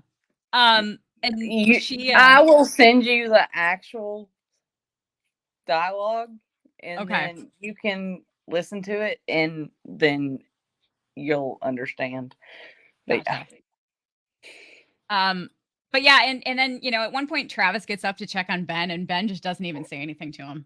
I don't even think he looks at him. I know, he says, "Dude, you look weird." Yeah. Travis And says, "Dude, you look weird," and he's and just, he's like, I don't even know if he realizes Travis is there. he didn't even respond. He just like, I don't even know if he knew he was there. I don't either. But then we go to the present day, and Ty is in the bathroom at the hospital. Mm-hmm. And this was so creepy. Dude, I knew exactly what they meant to. Yeah. She turns away, and then we see the reflection. And she keeps mouthing something to her, and she says, "Go to her." Go to her. And hey, when they did that, I gotta take my glasses off. She did that, whatever it was, that hand motion. I was like, that was the thing that Ty made for Van. Yeah. During Doom Coming. That's the first thing I thought was like, yeah. And I think that's what it's going to end up being. Go to her, the one that you know what I mean? Well, yeah, because right after that, she called Jessica Roberts. She called Jessica Roberts, and well, we've already probably because she wanted to find out. She wanted to find out about Van. Well, I don't think Jessica Roberts made it to Van.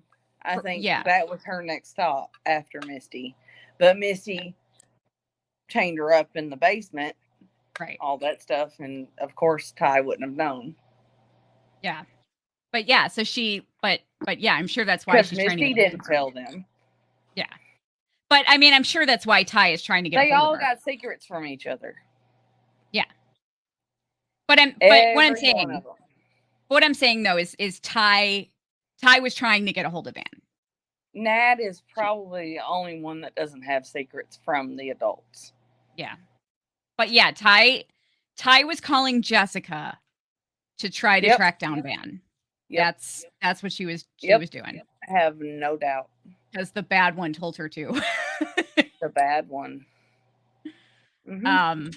And she and Van, Van knows about the bad one. Van is the first one that told her about the bad one. Yep. So yeah, it makes sense that she would respond immediately, Absolutely. But what about the Misty Walter scene on the boat? Yeah, that's next. When they talk about the Fanta, and then Walter's like, "Oh, I've got don't you want to stay and have a drink? I've got water." What did he say? I don't even remember what he said. Oh, it was some. Wait, what type of Mountain Dew was it? It was like Mountain Dew. I've got Mountain Dew, and I've got I can't remember what he said. It was a certain type of Mountain Dew. It was funny though that like. Look, I don't drink sodas, but I love a Baja Mountain Dew from. Okay, but you know what's funny though? You know what's funny though is that he specified like a certain type of Mountain Dew, and when Natalie was offering a beverage, when Misty was offering a beverage to Natalie, she offered her a coconut LaCroix. You're right. Yeah, which she pronounced LaCroix. Or LaCroix. I know. I mean, it's LaCroix. LaCroix. It is LaCroix. Wait, how did she pronounce it? Did she pronounce That's it right how or I did she pronounce pronounce it it as wrong? LaCroix. I buy them. It's I seltzer think water? LaCroix? I think no, How I did mean you I think pronounce it? I think she pronounced it the French way. LaCroix. Or how did you pronounce it? I don't remember now. I don't know. I don't know. But anyway. But what about when she says, "Oh, the Fanta, the the machine, oh, the credit card, you could," and he's like, "Yeah, I can't." She's like, "You can just say it. You're a hacker." Yeah. And then she's like, "Well, you brought your mother," and then we find out that wasn't even his mother that he brought to the damn nursing home. It was some woman that was going to be evicted, right? Mm-hmm. And he had the money. And right. he said, he said, "I just thought I would do that." And she's like, "You would do that for me, like just to meet me?" And I'm going to say this. Courtney told me I had to say this. Our friend Courtney. Because he said something about, I'm trying to see the Sherlock to his Moriarty. Yeah. Is that how you say it? Moriarty? Yeah. And Courtney's kind of like, which is bad.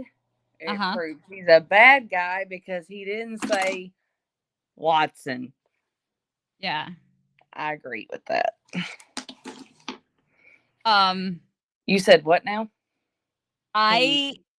There's a theory going around that I've heard a couple of people mention now that they think that he could be Adam's brother.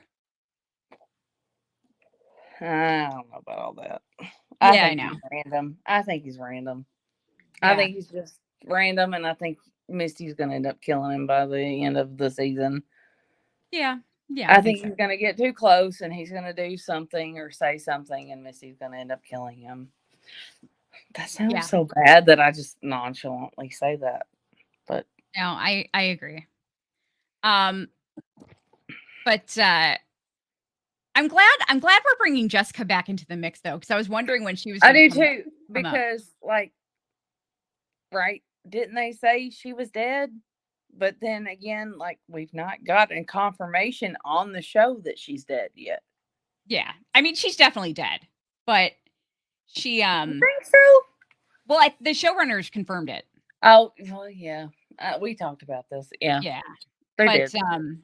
But yeah, it's like, Ty doesn't know yet that she's dead. She has no idea. But so I mean, it's only been a couple of days, Yeah, you're right. We'll see, in the teen timeline it was 2 months. Right.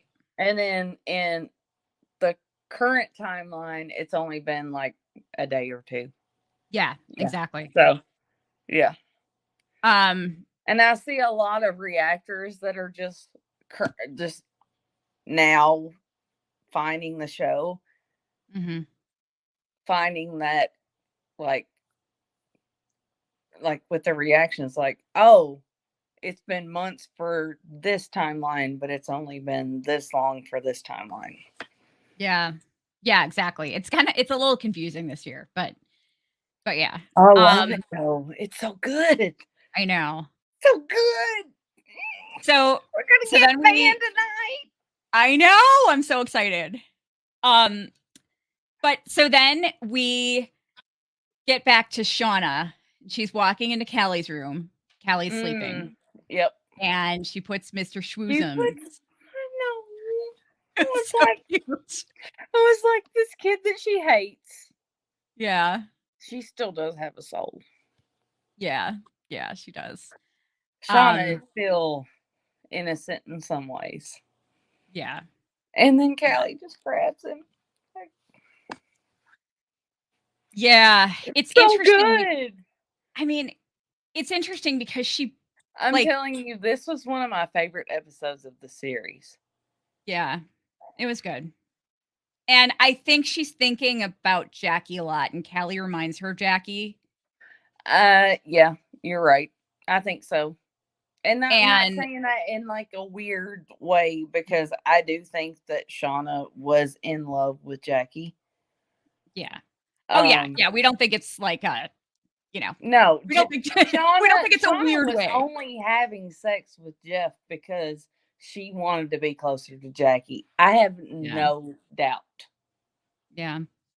You do some weird, screwed up things when you're questioning like your sexuality and stuff. Yeah. So I have no doubt of that.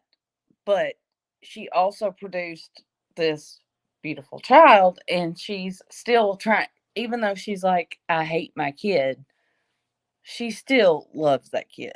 Yeah, she does. For sure. So yeah. But yeah, that was really cute. And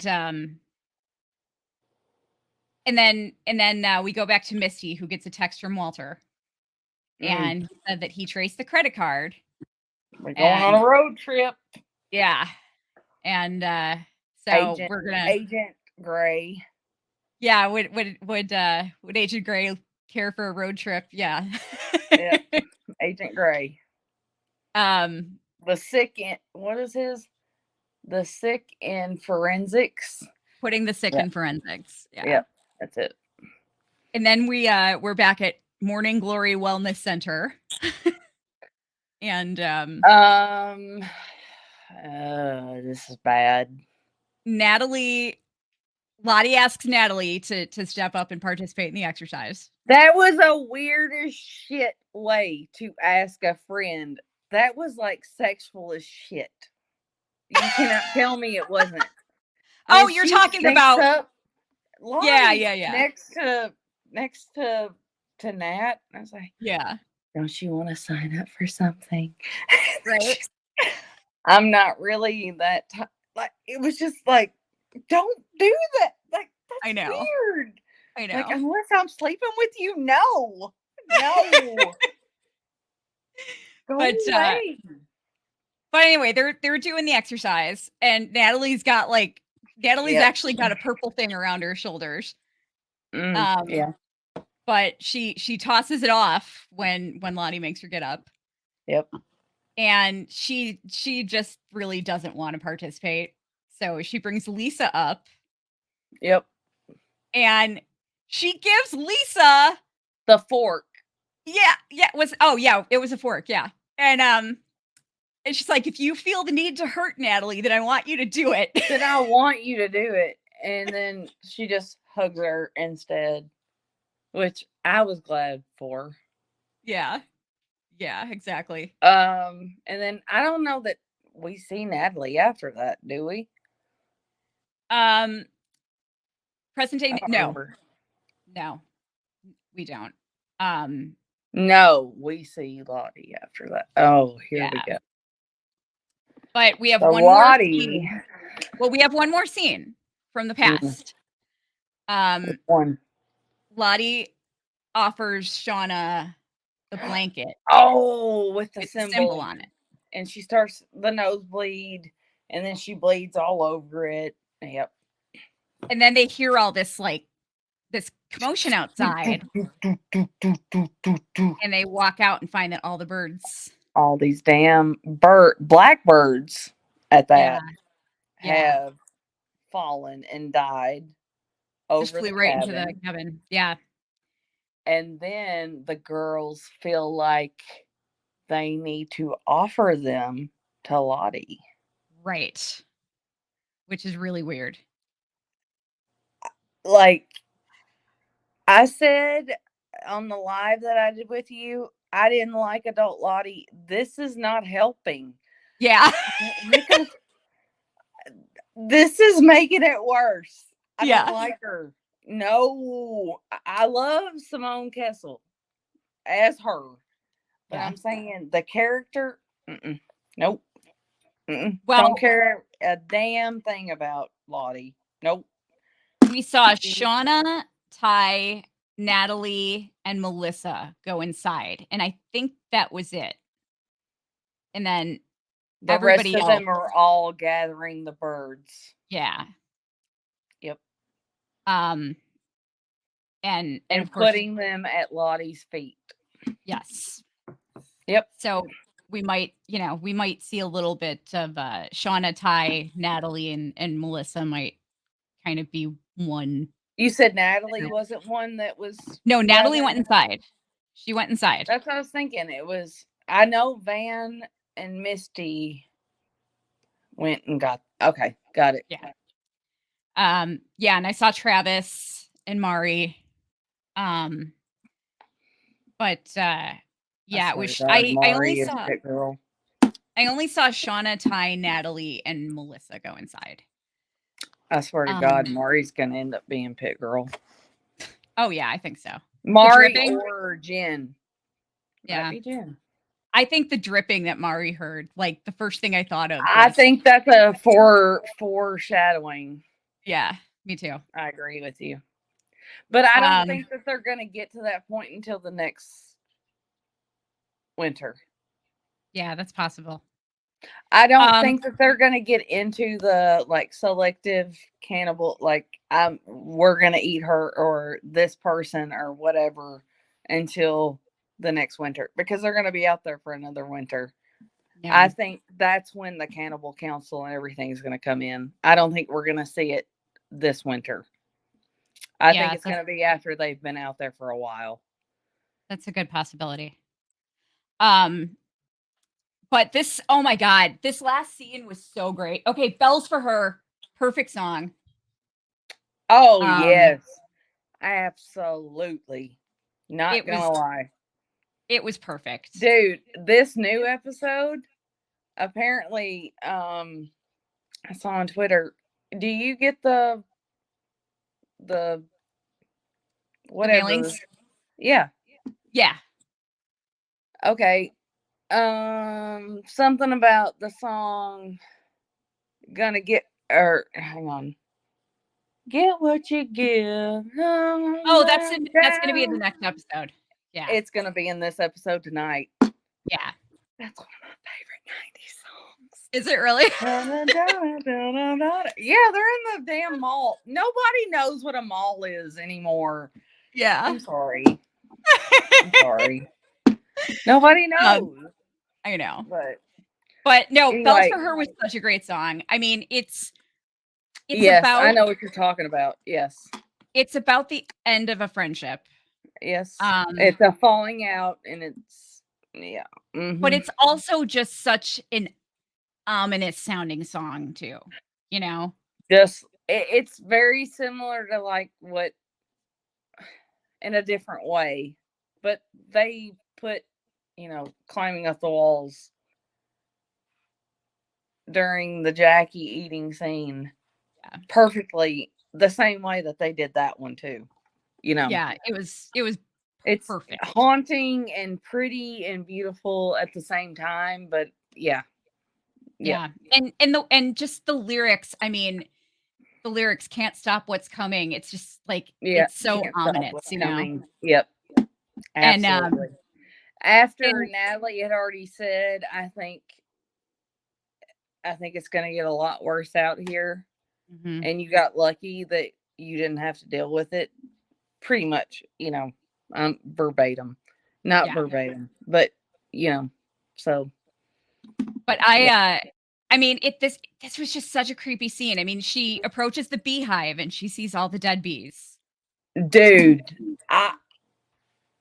right? And then they say, eat.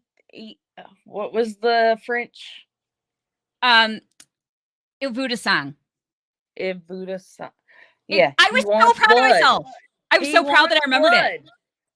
Do what? I remembered French from my high school French class. I didn't take French. I took Spanish. So, and then she's covered in blood. And it's like, he wants blood. It said he wants blood, right? Or not he, not it. He wants blood. Yes. It was he. Up, man. Yeah, when she starts grabbing those bees out after she just had that whole conversation with Natalie, like, look, I'm the queen bee. you're not gonna be, but yet Natalie was the one that had the encounter with the white stag. Mm-hmm. I think Natalie and Lottie have a lot more history than what we have been told. Yeah, for sure. I think that they're going to be leading. We've already said we think that they split, right? Mm-hmm. Or do you Yeah. think they split? No, they are going to split. They've Okay. confirmed that. I think Natalie is going to be the leader of one, and I think Lottie is going to be the leader of the other one. For sure. No doubt. No sure. doubt. Now. No question now. Yeah. I agree. So I agree. So. But we've got, so it was a kind of short synopsis for the next episode. Relive your youth by hitting the road. Take a road trip with your child. Go on vacation with a new friend. Hitchhike if you must. Just make sure you pack a good playlist for the ride. And then all the songs. Gonna get what you give. Oh, let's go. Yeah, that's what I'm thinking of right now. Because that was the second one, right? Or the third? Yeah, I don't even remember. I only saw it really quickly. Yep. But I want to really quick give my MVP and LVP. But I'm sorry, it's no longer the MVP and LVP. It's the Sassy Magazine Award and the Zubaz Award. Okay. Because Zubaz were like the most butt ugly thing from the 90s. So that's the LVP. And the what was the Zubaz? Do you not know what Zubaz were? I mean, you were too young to remember them, but you got to describe them because it doesn't mean I don't remember what they were. And my Zubaz Award this week goes to Jeff for attributing his entire identity to rejecting strawberry lube. His wife, however, gets the Sassy Magazine Award for her chop shop speech. The sassiest of the sassiest. Yeah, she the chop shop speech earns her the Sassy Magazine Award this week. Now, Rebekah and I did not know you were going to be recording the second half of this with me, so I did not ask you for a suggestion. But so Rebekah gave me her superlative suggestion for this week. So I'm going to bring up both of our kind of superlative. For the yearbook that I'm putting together, like I always do the superlatives every. Okay. Yeah. So what are you doing this week? This was hers. She didn't give you one? She did. She gave me a suggestion. So this was this was hers. Natalie, for most likely to find an eyeliner dupe in the wilderness. Kind of true. It's kind of true. She's gonna find it. And mine was Jeff Sadecki, most likely to get kicked out of Planet Fitness. Fuck your diligence. Skid Mark Sadecki. Skid Mark. Yeah, that's what I'm thinking about. Like her, like with that damn thing with his boxers. I know. But yeah, I am working on actually putting together an actual yearbook with all kinds of fun stuff in it. So that's going to happen eventually. But if you're not aware, every Sunday night, I go live after the episodes. And every time you join me, you get entered to win the official Yellowjackets Letterman jacket. Same ones that they wear on the show. Size extra large. I only have one, and it's an extra large. So I'm giving it away to one lucky winner. So the more times that you join me, the more likely you are to win. So make sure you tune in right after the episode on YouTube, Twitch, and Facebook and Twitter. And but go to YouTube because I need the subscriptions and the views. But did you have any closing thoughts that you wanted to share, Jade, before we skedaddle on out of here? I'm ready for tonight's episode. We got to get off here so we can watch it. Yeah, I need to go lay down for a little bit. Yep. And then Jade and I are going to do a reaction video for tonight's episode. We legit just agreed to do this. So yes. Yeah, we just decided to do this. So I'm excited. And I'm putting our Patreon back up, and it will be in the Patreon. Judge me for my language. It's gonna happen. Because Van is on this, and I'm gonna. Yes, yeah. I know. I'm excited. It's gonna be. That's why I said, "Do you want to react together?" Yeah, all right. I'm excited. But anyway. All right. Yeah. Well, we will get out of here. Peace, love, and Yellowjackets, everyone. And we'll see you next time. Thank you, Kelly, for having me. You're welcome. Thank you for joining. Buzz, Bye, buzz. guys.